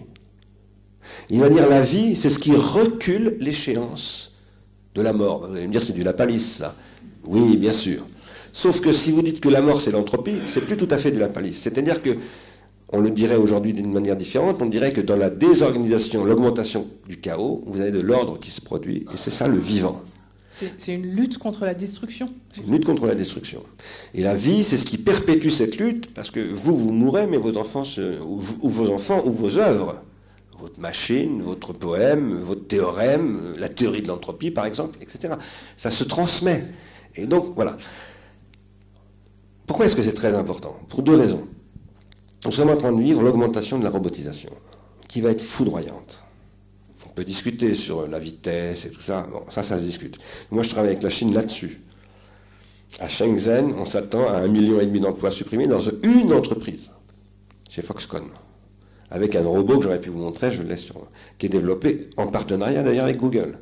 Et le but du patron de Foxconn, c'est de virer 1,5 million d'employés. Et ça ne rigole pas. En Chine, il n'y a pas de droit du travail. Donc, voilà. Mais ça va débarquer ici. D'ailleurs, vous l'avez peut-être remarqué, Jacques Attali maintenant et Daniel Cohen. Jacques Attali est très connu. Daniel Cohen, c'est le patron de l'École française d'économie. Eh bien, il dit la même chose que moi. Depuis 6 mois, il dit il faut généraliser le régime des intermittents du spectacle. Et il le dit pas du tout comme un gauchiste, comme on pourrait me soupçonner de l'être, parce que je l'ai été. Mais lui, c'est pas un gauchiste du tout. Non, c'est parce qu'il est rationnel. Qu'est-ce que c'est que la rationalité? Si vous avez 50% des emplois qui disparaissent, il n'y a plus de pouvoir d'achat. Donc il n'y a plus de circulation de la marchandise. Donc il n'y a plus de capitalisme. Tout se casse la figure. Inévitablement. Qu'est-ce qui fait que ça fonctionne, le système? C'est qu'en 1933, il y a déjà un certain temps, donc, un président des États-Unis a fait appel à un penseur, Keynes, parce qu'on dit l'économiste, Keynes, c'est pas seulement un économiste, Keynes c'est aussi un philosophe. Et Keynes a dit, il faut, si le taylorisme est voué à se développer, ça ne sera qu'avec une redistribution de gains de productivité, qui rendra solvable le million d'automobiles que Ford veut produire chaque année, c'est-à-dire qu'on pourra les vendre. L'automatisation qui est en cours est en train de faire s'effondrer la solvabilité du système. Donc il va falloir redistribuer. En vue de avec quels critères est-ce qu'on va redistribuer? C'est ça la question. Le critère pour moi est tout à fait trouvé. C'est l'augmentation de la négantropie. Parce que par ailleurs, dans moins d'un mois, dans 15 jours, 3 semaines, à Paris, commence la COP 21. Qu'est-ce que c'est que la COP 21? C'est le problème de limitation des effets catastrophiques, on les voit en ce moment, ces effets catastrophiques, commencent à se concrétiser, du réchauffement climatique. Qu'est-ce que c'est que le réchauffement climatique? Si vous le dites dans un langage de la physique, c'est un problème d'entropie. C'est l'augmentation de l'entropie.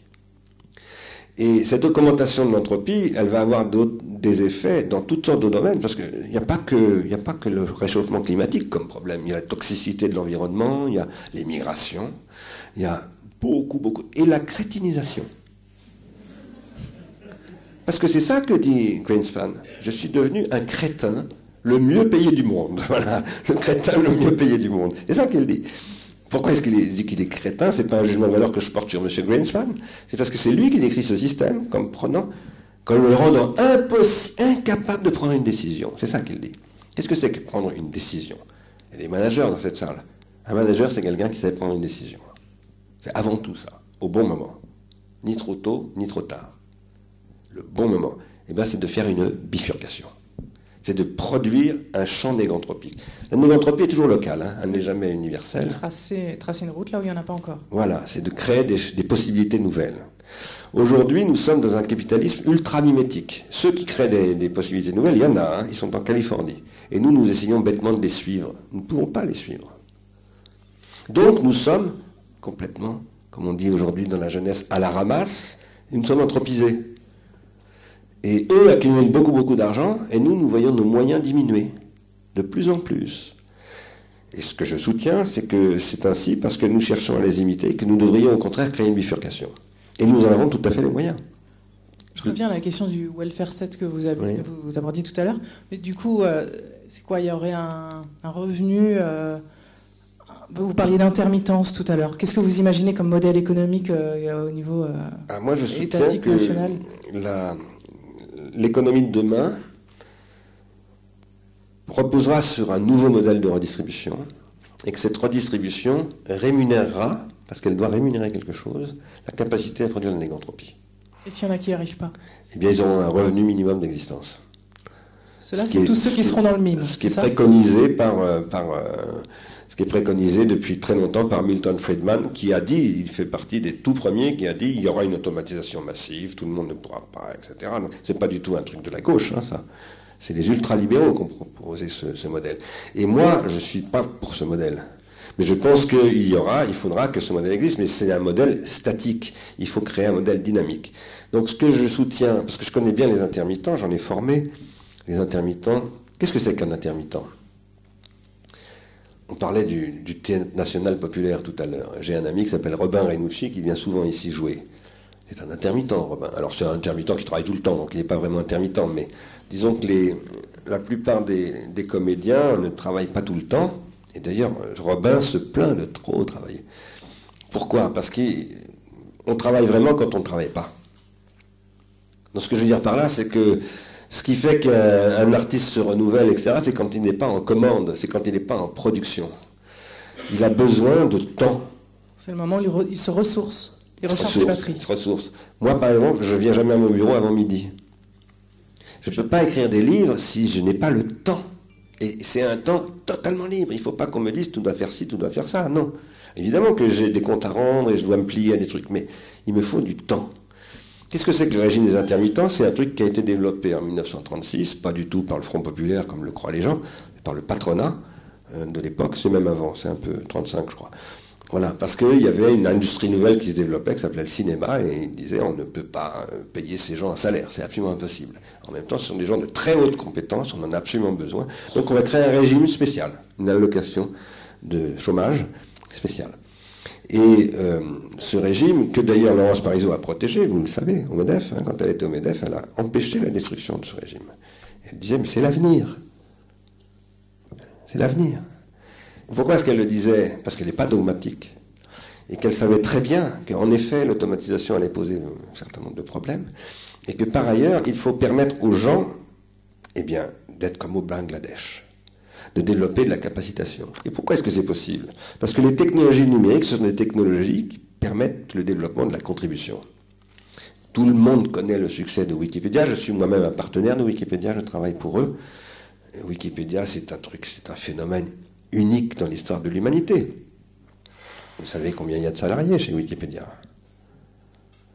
C'est le 5e site au monde. Il y a 50 salariés. Chez Google, bon, c'est le premier site au monde, il y a quand même 40 000 salariés chez Google. Mais chez Wikipédia, il y en a 50. Qui est-ce qui fait marcher Wikipédia? C'est vous et moi.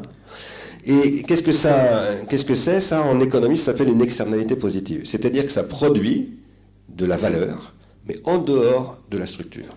Et cette production de valeur, c'est les abeilles noétiques. Pourquoi? Parce que qu'est-ce qui produit aujourd'hui véritablement de la valeur? C'est ce qui, comme les abeilles,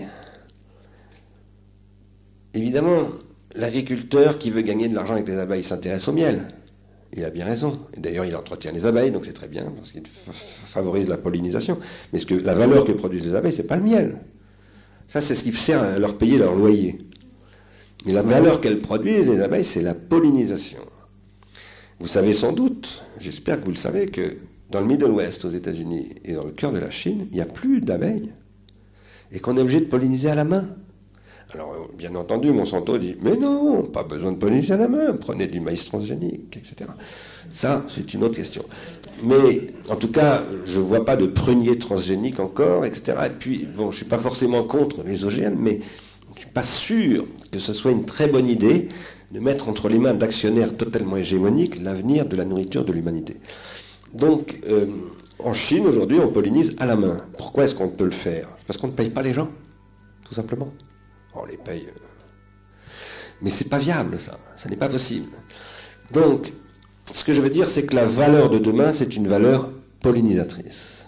Elle ne se produira pas dans le cadre du salariat. Elle se produira dans le cadre de l'intermittence. Pourquoi intermittence? Parce que vous n'êtes pas bon tout le temps. Aristote dit dans la métaphysique, oui, il y a quelqu'un qui est bon tout le temps, il s'appelle Dieu. Mais nous ne sommes pas des dieux. Donc nous sommes bons de temps en temps. Même quand on s'entraîne à fond pour devenir le meilleur footballeur avec ça, on se fait battre un jour, et puis de toute façon, en plus, on ne joue pas un match tous les jours, on joue un match par semaine, voilà. Et le reste du temps, ben, on est moins bon. Aristote dit, penser, c'est aussi comme ça. La plupart du temps, on ne pense pas. On croit qu'on pense, mais on ne pense pas vraiment. On est dans la répétition et tout ça. On s'automatise et on refait toujours le même truc. Bon, toujours les mêmes blagues, vous avez des copains, ils font toujours les mêmes blagues. Alors vous vous forcez à rire pour faire croire que vous trouvez ça drôle. C'est triste. C'est super triste, les gens qui racontent toujours les mêmes blagues. Alors si on ne veut pas être toujours confronté aux gens qui racontent les mêmes blagues, ça implique de rentrer dans une autre dynamique sociale, au niveau d'avoir une approche territoriale différente. Chez Ars Industrialis, vous menez des expérimentations au niveau territorial. Oui. Est-ce que vous pouvez nous en parler? Oui, alors on a commencé à faire ça avec Jean-Marc Ayrault à Nantes il y a déjà pas mal d'années. C'est pas vraiment bien concrétisé parce que Jean-Marc Ayrault avait fait une très très grosse bêtise. Il a écouté François Hollande, donc il est parti. Et il aurait mieux fait de rester à Nantes parce que c'était un très très bon maire. Et quand il est parti, évidemment, si c'est pas porté par un homme politique, ce genre de projet, ça ne... C'est des projets au long cours. C'est des projets à long terme, et puis il faut quelqu'un qui le veut. Voilà, il faut une volonté, vraiment. Parce que ça veut dire qu'on va vraiment bouger les choses. Là, le but, d'ailleurs, ce n'était pas de développer ce que nous appelons, nous, un revenu contributif, hein, qui est sur le modèle de l'organisation du travail à la façon du logiciel libre et le droit du travail à la façon des intermittents. C'était simplement de développer un territoire contributif, c'est-à-dire de faire que sur un territoire, le maximum de pratiques contributives se développent pour voir ensuite comment on pourrait vraiment développer une économie territoriale vraiment forte, quoi. Parce que le but de Ayrault, c'était de faire du marketing territorial, d'attirer les meilleurs groupes français, etc., ce qui est une très bonne politique, ce qui a d'ailleurs plutôt bien marché. Après, là, vous avez trouvé un nouveau territoire en Seine-Saint-Denis. Moi, je travaille actuellement avec un territoire, voilà, dans un des départements les plus souffrants, disons, de La France. Courneuve. Ouais, donc le territoire, ça va entre Aubervilliers et Saint-Ouen. Donc Aubervilliers, La Courneuve, Saint-Denis, Épinay, enfin voilà, il y a 9 communes viltaneuses. De couleurs politiques différentes. Quatre couleurs politiques différentes. Et voilà, un jour j'ai rencontré en fait un élu qui est le président de cette communauté de communes, qui suit pratiquement depuis le début les débats d'Ars Industrialis. Et un jour, il m'a téléphoné en me disant « Je voudrais que nous discutions voilà, de ce que vous dites, ça nous intéresse, et pourquoi on ne ferait pas des choses ensemble sur ce territoire. » Bon.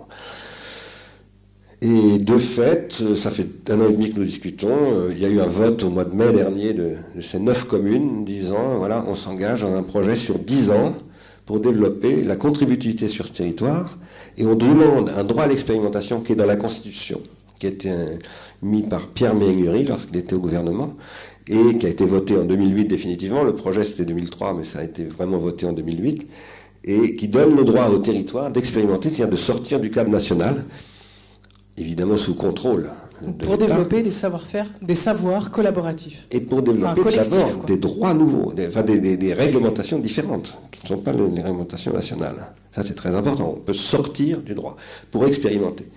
Alors qu'est-ce que nous allons faire? Eh bien, nous sommes en train de développer... J'ai fait tout ça avec des industriels, hein, parce que ça se fait entre des élus, une population, des industriels, des universitaires, la Maison des sciences de l'homme.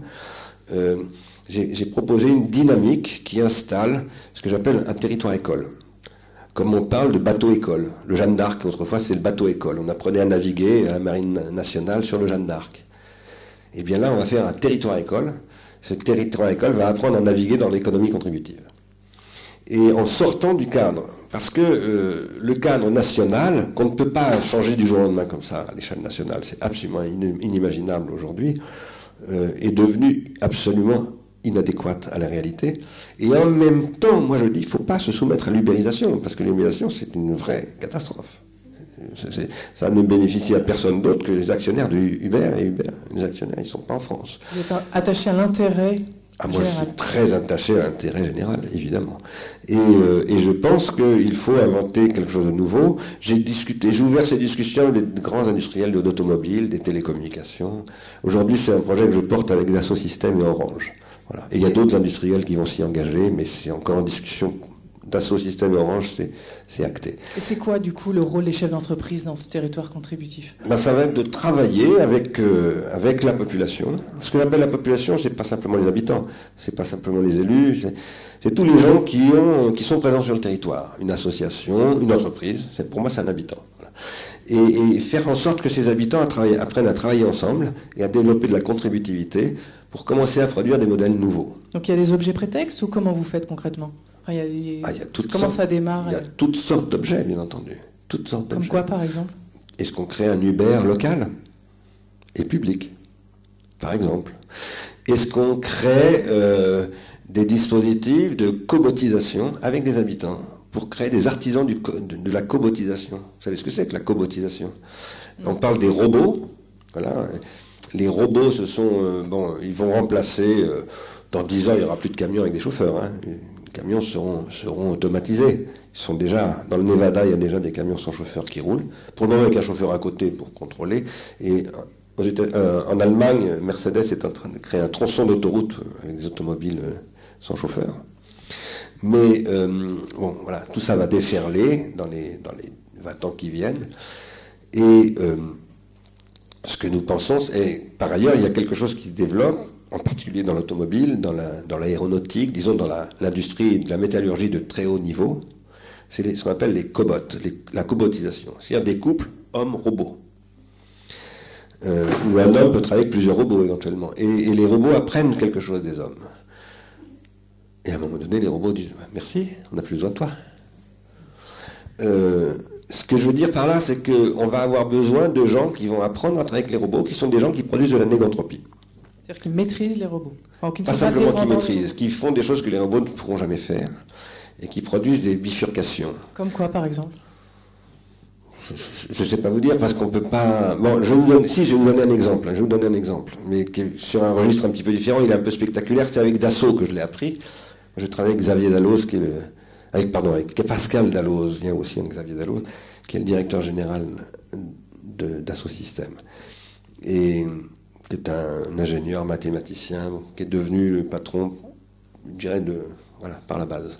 Avec qui vous entendez très bien. Avec qui je m'entends très très bien. Et il travaille pour PSA aussi, il a travaillé sur l'écurie de course de PSA. Et moi, un jour, je lui expliquais que les automates, il ne faut pas les rejeter. Parce que d'une façon générale, d'abord, nous sommes des automates, en grande partie. C'est notre prolongement.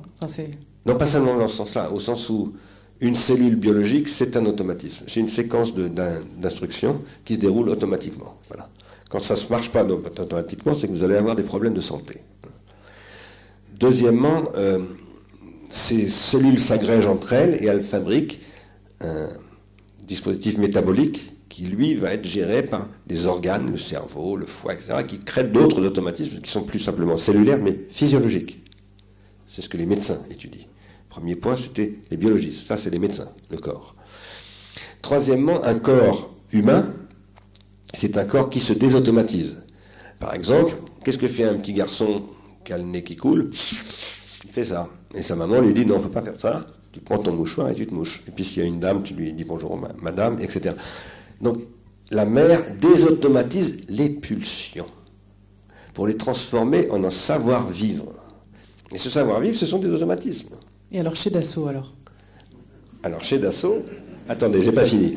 Ils sont toujours trop pressés, les animateurs. Toujours trop pressés. Les automatismes, à un moment donné, vous les désautomatisez. Qu'est-ce que c'est qu'un artiste? C'est quelqu'un qui a acquis tous les automatismes sociaux, mais à un moment donné, il est capable de produire quelque chose que vous ne produirez jamais. C'est un clown, c'est un comédien, voilà, il désautomatise le social. C'est-à-dire qu'il reprend les automatismes sociaux et il en fait quelque chose de nouveau, une bifurcation. Maintenant, prenez un pilote de course de chez Peugeot Citroën. Le pilote a un bolide qui peut atteindre jusqu'à 500 km/h. Il roule à peu près à 380 km/h. Sur un circuit spécialisé, où il y a à peu près 8 ou 10 ou 12 voitures comme lui autour. Si, c'est ce que m'explique Pascal Dalloz, s'il n'a pas totalement soumis son corps, son cerveau et tout ça aux automatismes de l'automobile, il va dans les décors, il tue des gens. Conduire un truc comme ça, c'est des années de transformation de soi pour devenir purement un automate au service de l'automatisme technique. Pilote de chasse, c'est pareil. Un type qui vole un Mach 2, vous imaginez à quel point un 10 millième de seconde peut être fatal. Donc c'est totalement automatisé un truc comme ça. Sauf que celui qui gagne la course, c'est celui qui va se désautomatiser. À un moment donné, il va faire quelque chose qui n'est pas automatisé. Et c'est lui qui va gagner. Si vous regardez en fait ce que fait un écrivain, un poète, il respecte des règles très automatiques, des alexandrins par exemple, ça, mais il crée une bifurcation, il s'appelle Racine ou Corneille. Bon. Si vous suivez un mathématicien, qu'est-ce qu'il fait? Il applique des règles extrêmement contraignantes, qu'on appelle des théorèmes. Il se soumet à tout, sauf que d'un seul coup, paf, il remet en question un théorème. Et qu'est-ce qu'il fait? Éventuellement, s'il s'appelle Lobachevsky, il remet en cause, y compris les axiomes de la géométrie, il sort la géométrie euclidienne et il rend possible Einstein. Donc si vous voulez, ce que j'essaie de vous dire, c'est que, qu'est-ce que c'est qu'un savoir? C'est des automatismes acquis, transmis, mais qui gardent la possibilité de désautomatisation. Maintenant, là, je vous parle de savoir académique ou de savoir artistique. Mais c'est vrai d'un artisan. Qu'est-ce que c'est qu'un bon artisan? Il n'y a pratiquement plus des artisans aujourd'hui. J'ai une maison de campagne, j'ai essayé de faire des choses. Très dur de trouver un artisan. Il n'y en a pratiquement plus.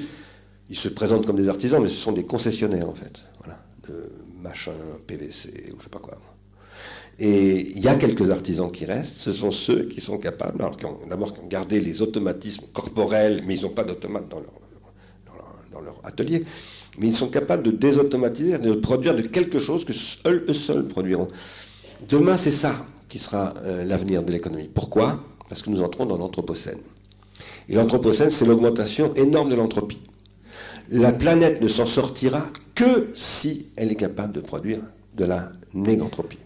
Donc l'avenir, c'est l'appropriation de l'automatisation pour produire de la désautomatisation. Qu'est-ce que permettent les automates? De gagner du temps. C'est très bien. On peut se dire tout ce gain de temps, il va aller dans la poche des actionnaires. Non, pas tout. Une partie, bien sûr, mais pas tout. Il faut qu'une partie de ce gain de temps aille pas dans la poche, mais dans le temps de vous et moi, pour que nous puissions avoir le temps de développer notre négantropie, c'est-à-dire nos capacités, c'est-à-dire nos savoirs. Alors vous allez me dire, mais les gens n'ont plus de savoir. On va les reconstituer. Donc, pour finir, qu'est-ce que nous faisons sur Pleine Commune, parce que ça s'appelle comme ça? Nous développons toutes sortes de séries de projets contributifs avec des industriels dans toutes sortes de domaines, mais nous créons 3 chaires. Une chaire de recherche contributive qui va accueillir des doctorants du monde entier, qui va faire travailler des doctorants du coin, avec des profs du coin, avec des industriels du coin, pas simplement des industriels, des gens d'associations, des hommes politiques, des fonctionnaires, tout ça. Parce que tout le monde doit tout réapprendre. C'est un re-engineering du vivre ensemble. Voilà. Et c'est cette chaire qui va être créée au mois de septembre prochain, qui s'appelle la chaire de recherche contributive, va créer 2 autres chaires. Une chaire diplômante pour former des jeunes qui vont devenir des spécialistes des territoires contributifs, comme urbanistes, comme économistes, comme juristes, comme médecins, parce que ça concerne beaucoup la médecine aussi. Et puis une chaire de formation professionnelle qui permettra à Peugeot Citroën, à Dassault, à Orange, à la SNCF, peut-être à des gens qui sont là, de venir et d'envoyer leur cadre, leur personnel, se former à ça, et commencer à développer une relation à l'entreprise qui soit plus seulement une relation salariée, mais une relation intermittente et qui produit une négantropie. C'est passionnant. Merci. L'heure tourne malheureusement, c'est le moment de passer la parole au public. Alors n'hésitez pas, challengez-le parce qu'il est là pour ça. Un micro va circuler parmi vous. Peut-être juste 2 petites règles à respecter. Quand vous posez une question, n'oubliez pas de vous lever et de vous présenter. Alors, devant... Le micro arrive.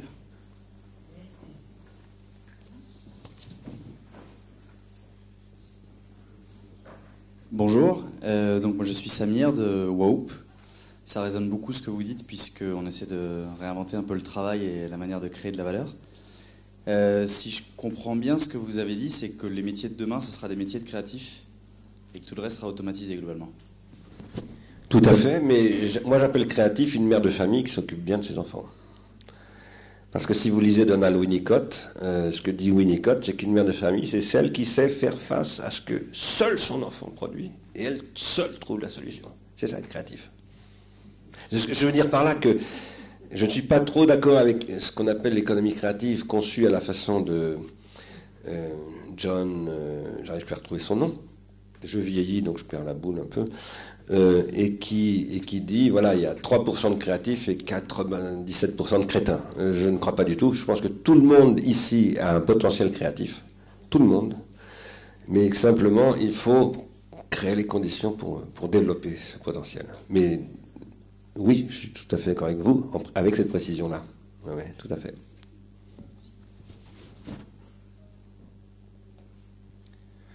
Plusieurs autres questions. Alors, juste derrière vous, et puis ensuite là, à droite. Bonjour, je m'appelle Angélique. Tout d'abord, je voulais simplement vous remercier pour tout ce que vous avez apporté. Moi, par exemple, les grands mots compliqués, je ne les comprends pas, je ne les connais pas. À chaque fois que vous les avez expliqués, j'ai appris des tonnes de trucs ce soir. Donc ça, c'est top. Ce que j'ai aimé aussi dans votre intervention, et je viendrai avec la question juste après, j'ai fait 10 ans de salariat dans une agence et ça ne me convenait plus, donc j'ai arrêté. J'ai arrêté pour vivre mes passions, mes rêves, et en 2 ans, je me suis mise à mon compte. Je travaille sur ce que j'aime, je choisis mes projets. J'ai fait un enfant et je vais créer une application qui va rendre service à la communauté, en tout cas je l'espère. Donc c'est vraiment ce que vous venez de décrire, en tout cas je me retrouve dans ce processus-là. Et il y a un point simplement que je n'ai pas compris quand vous avez dit que vous ne croyez pas dans l'ubérisation de tout un tas de processus. Est-ce que vous pourriez développer, s'il vous plaît? D'accord, oui, merci. C'est une question très importante. Merci d'abord pour vos mots très gentils, très agréables à écouter pour moi. Qu'est-ce que je crois de... Pourquoi est-ce que je pense que l'ubérisation n'est pas une solution? C'est parce que l'ubérisation ne crée absolument pas un processus de redistribution au sens où j'en parlais tout à l'heure, qui donne du temps. Qu'est-ce qui se produit avec l'ubérisation? Qu'est-ce qui va se produire? On a beaucoup dit, et c'est tout à fait vrai en plus, que l'ubérisation a permis par exemple à des jeunes gens, notamment en Seine-Saint-Denis, ça a été beaucoup souligné précisément en Seine-Saint-Denis, de tout à coup gagner de l'argent dans des conditions nouvelles, alors qu'ils n'avaient pas d'emploi, qu'ils ne trouvaient rien à Pôle emploi, ce qui est vrai. Ce qui est vrai. Et moi j'ai même un de mes étudiants qui vit comme ça. Et qui se débrouille pas trop mal. Mais ça ne va pas durer. Ça ne va pas durer parce que Uber installe sa base, et une fois que la base va être installée, la rentabilité du travail chez Uber va s'effondrer. C'est d'ailleurs pour ça qu'on a beaucoup accusé le gouvernement français d'avoir mis des limites à Uber en France.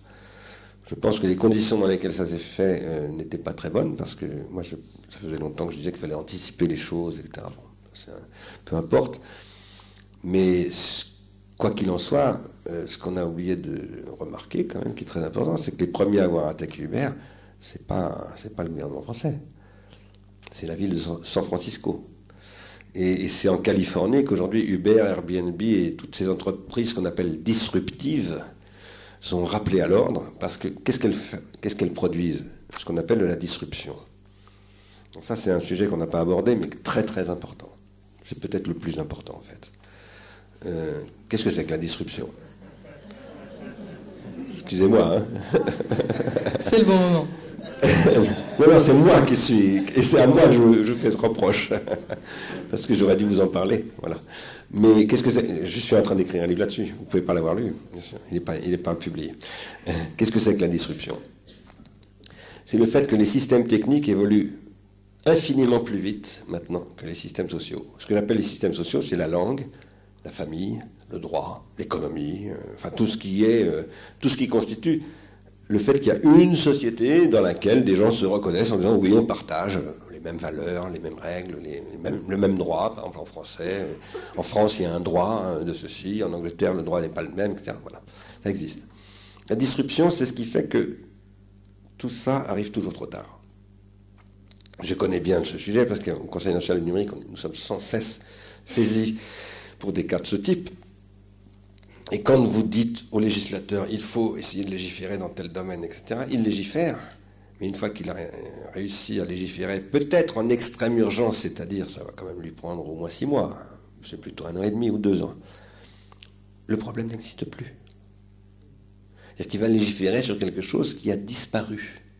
Parce qu'aujourd'hui, la disruption, c'est le fait que, voilà, vous avez des choses qui n'existaient pas il y a 8 ans, qui sont aujourd'hui la plus grosse chose du monde, voilà. Et puis vous aviez des choses énormes, Alstom, ou tout ça, qui étaient des années, des siècles même d'investissement de l'Europe. Et ça n'existe plus, ça disparaît, c'est ubérisé, comme on dit. Ça, c'est la disruption. Je pense que cette disruption est extrêmement dangereuse. Et qu'on ne peut pas rester en situation disruptive pendant très longtemps. Parce que la disruption rend tout simplement insolvable, détruit toute autorité, fait que, voilà, on est dans la jungle. Une jungle technologique qui en plus ne rapporte aujourd'hui que à la Californie, enfin disons qu'aux États-Unis. Et ça ne peut pas durer éternellement. L'autre raison, plus profonde, et là on rejoint la discussion tout à l'heure, et ça me permet de faire une annonce pour vous inviter à une réunion qui aura lieu dans 3 semaines ou 1 mois au Centre Pompidou, qui s'appelle les Entretiens du Nouveau Monde Industriel, que j'organise chaque année depuis 9 ans. Les prochains entretiens s'appelleront La toile que nous voulons. Il y aura des gens très connus. Julian Assange sera là, Tim Berners-Lee, Evgeny Morozov, vraiment des vedettes planétaires, peut-être aussi d'ailleurs Edward Snowden, on ne sait pas. Enfin, il sera là en vidéo, hein, Julian Assange, parce qu'il est un peu enfermé dans l'ambassade de l'Équateur à Londres, donc, mais en Skype ou autre. Mais de quoi est-ce que nous allons parler? Nous allons dire qu'il faut que l'Europe redéveloppe un vrai projet industriel européen. Et il faut redévelopper une plateforme comme le web, ce qu'était le web au début. Le web, au départ, c'était une plateforme néganthropique.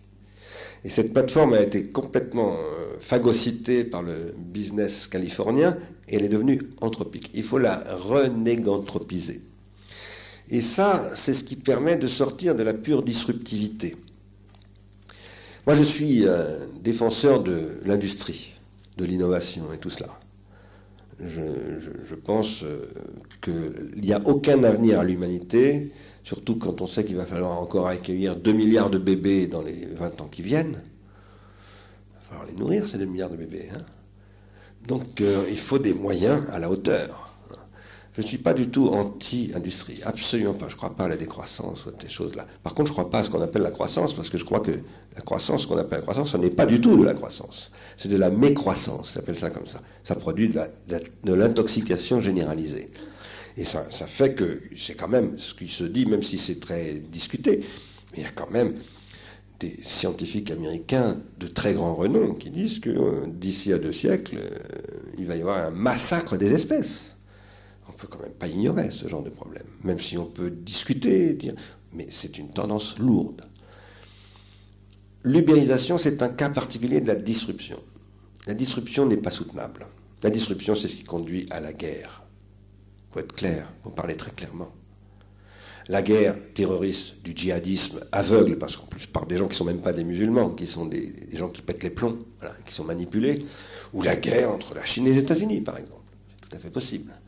Et donc, il faut reconstruire une solvabilité au sens large du mot.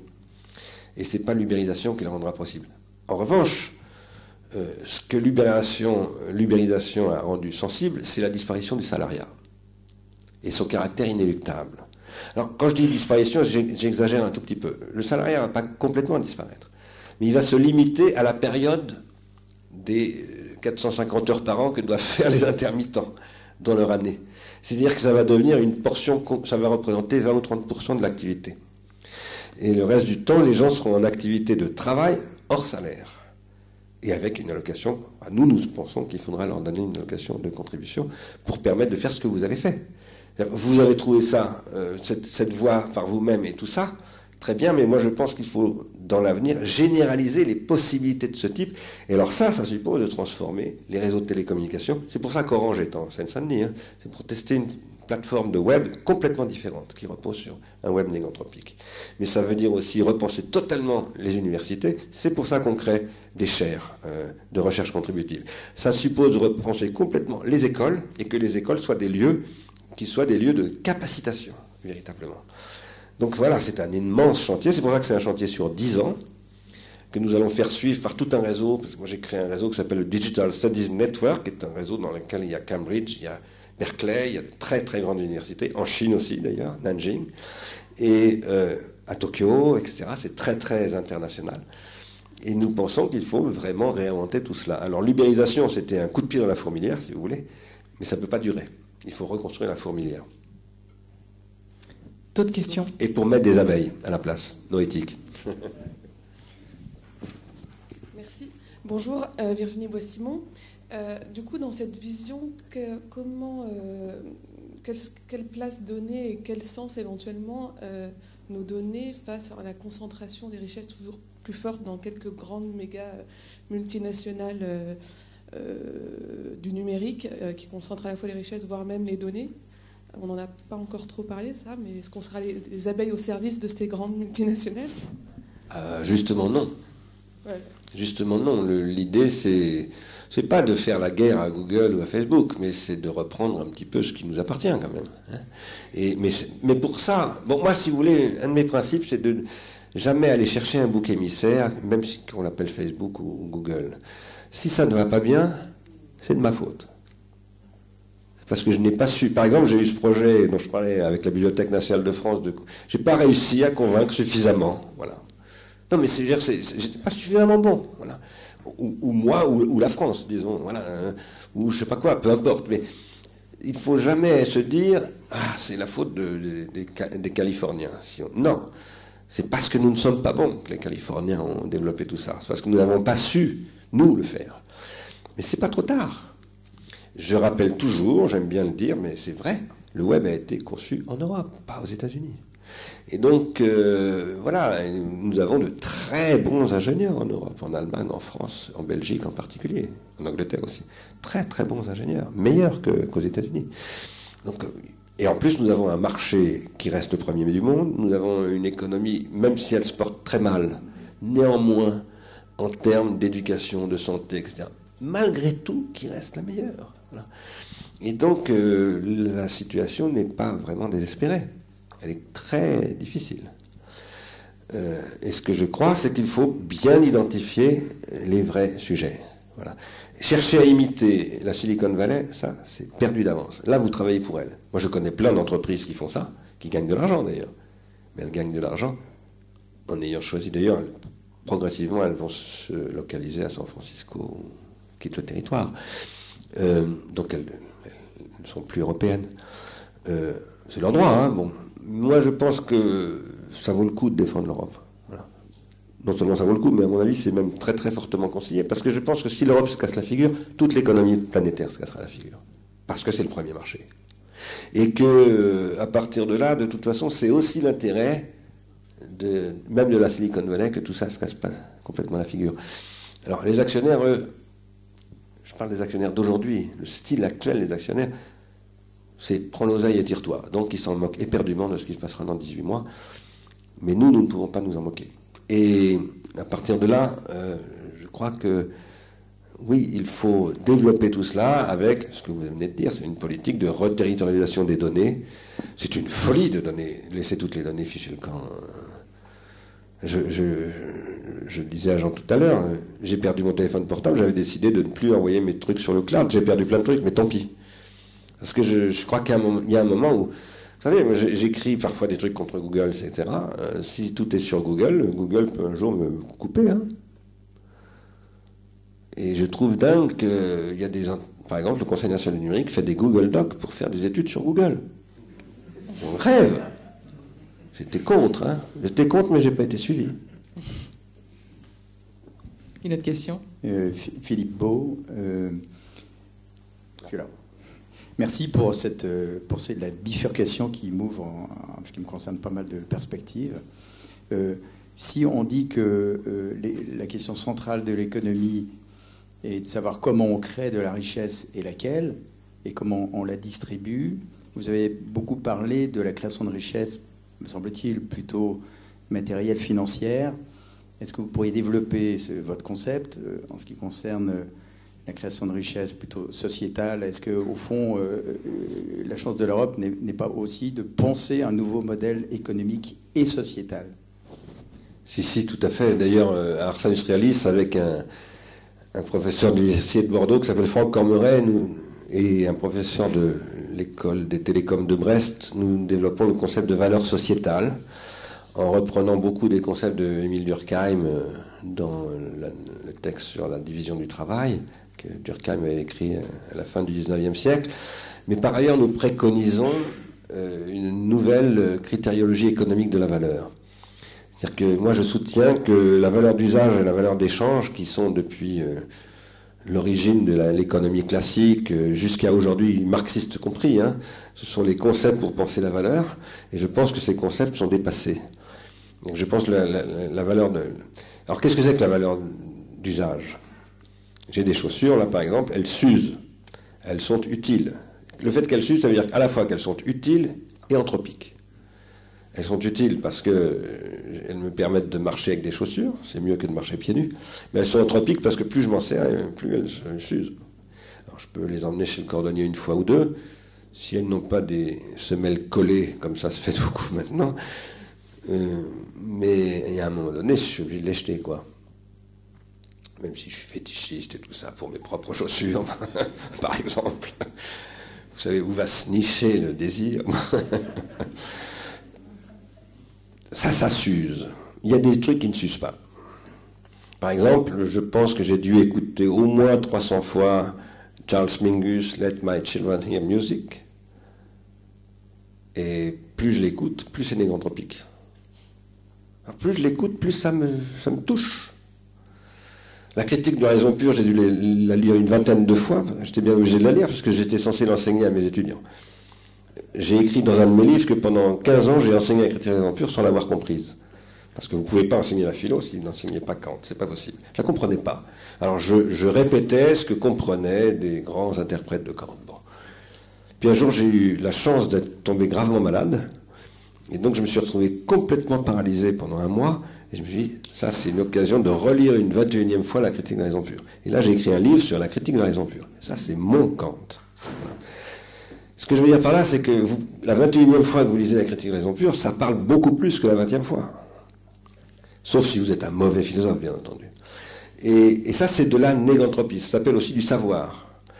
Mais c'est pareil au football, parce que pour moi, le savoir, c'est pas le truc qui se fait à l'université. Hein.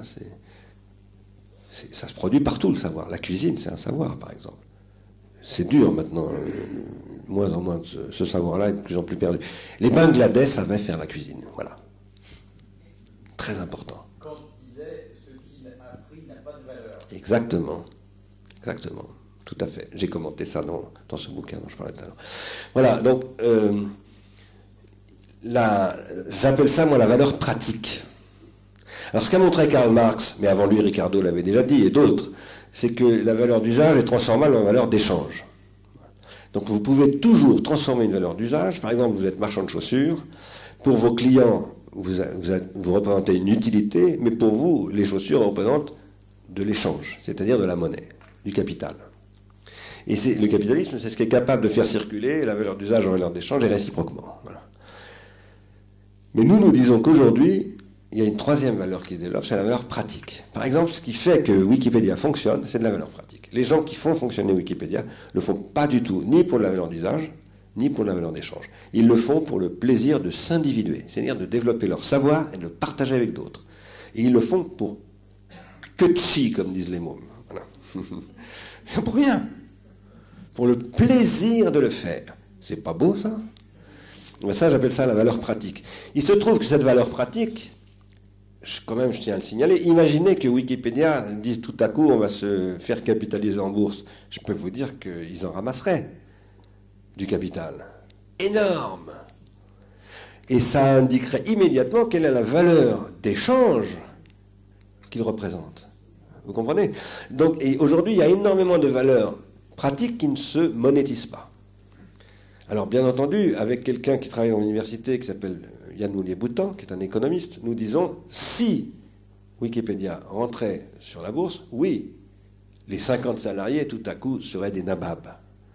Mais Wikipédia disparaîtrait très vite.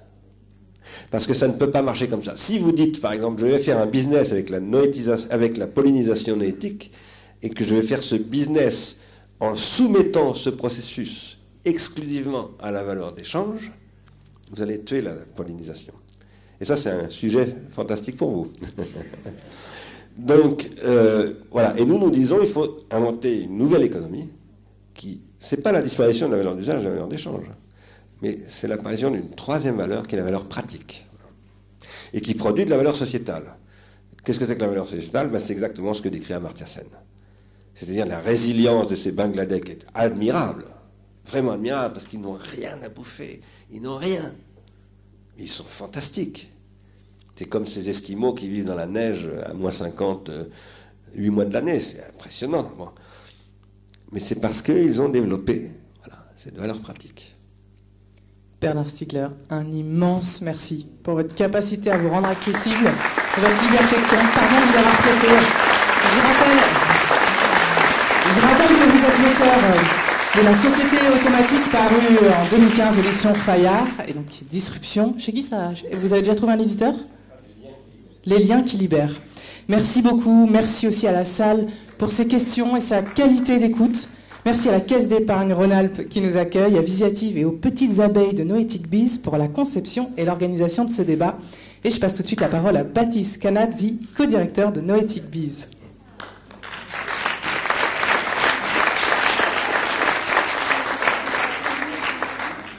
Je reprends les mots de Diane. Merci tout le monde. Merci à vous d'avoir été là. Merci à nos partenaires, effectivement. Merci à la Caisse d'épargne, Didier Bruno, Stéphanie Pay et Bénédicte pour l'organisation de cette soirée. Merci à Laurent Fiard et Alban Guyot qui nous ont beaucoup aidés là-dedans. Merci à Oram Danrotter qui s'occupe de toute l'image ce soir. Merci à nos abeilles communicantes de chez LCA, en la personne de Claude Lerava et Clarisse Guérin. Merci à vous et merci à Diane pour la soirée, pour l'animation. Merci à Bernard d'avoir été là. Et merci à Bernard surtout deux choses. D'abord pour la qualité de ce qui a été dit ce soir. Et également pour venir témoigner de la pertinence d'une démarche, la démarche qu'on essaye de mener en tout cas chez les abeilles noétiques, qui essaye de dire tous les jours en région, en tout cas autant que possible, que avoir une démarche d'innovation, c'est pas forcément rester avec des gens qui travaillent de la même manière. Ça peut être aussi avoir une démarche d'abeilles. Et cette démarche d'abeilles, elle peut vous accompagner dans des projets d'innovation. Elle peut aussi vous accompagner dans vos dynamiques de changement. Et ça a du sens de faire ce genre de choses parce que ça permet d'aller plus loin et ça permet d'y aller mieux, en tout cas. Je vous remercie.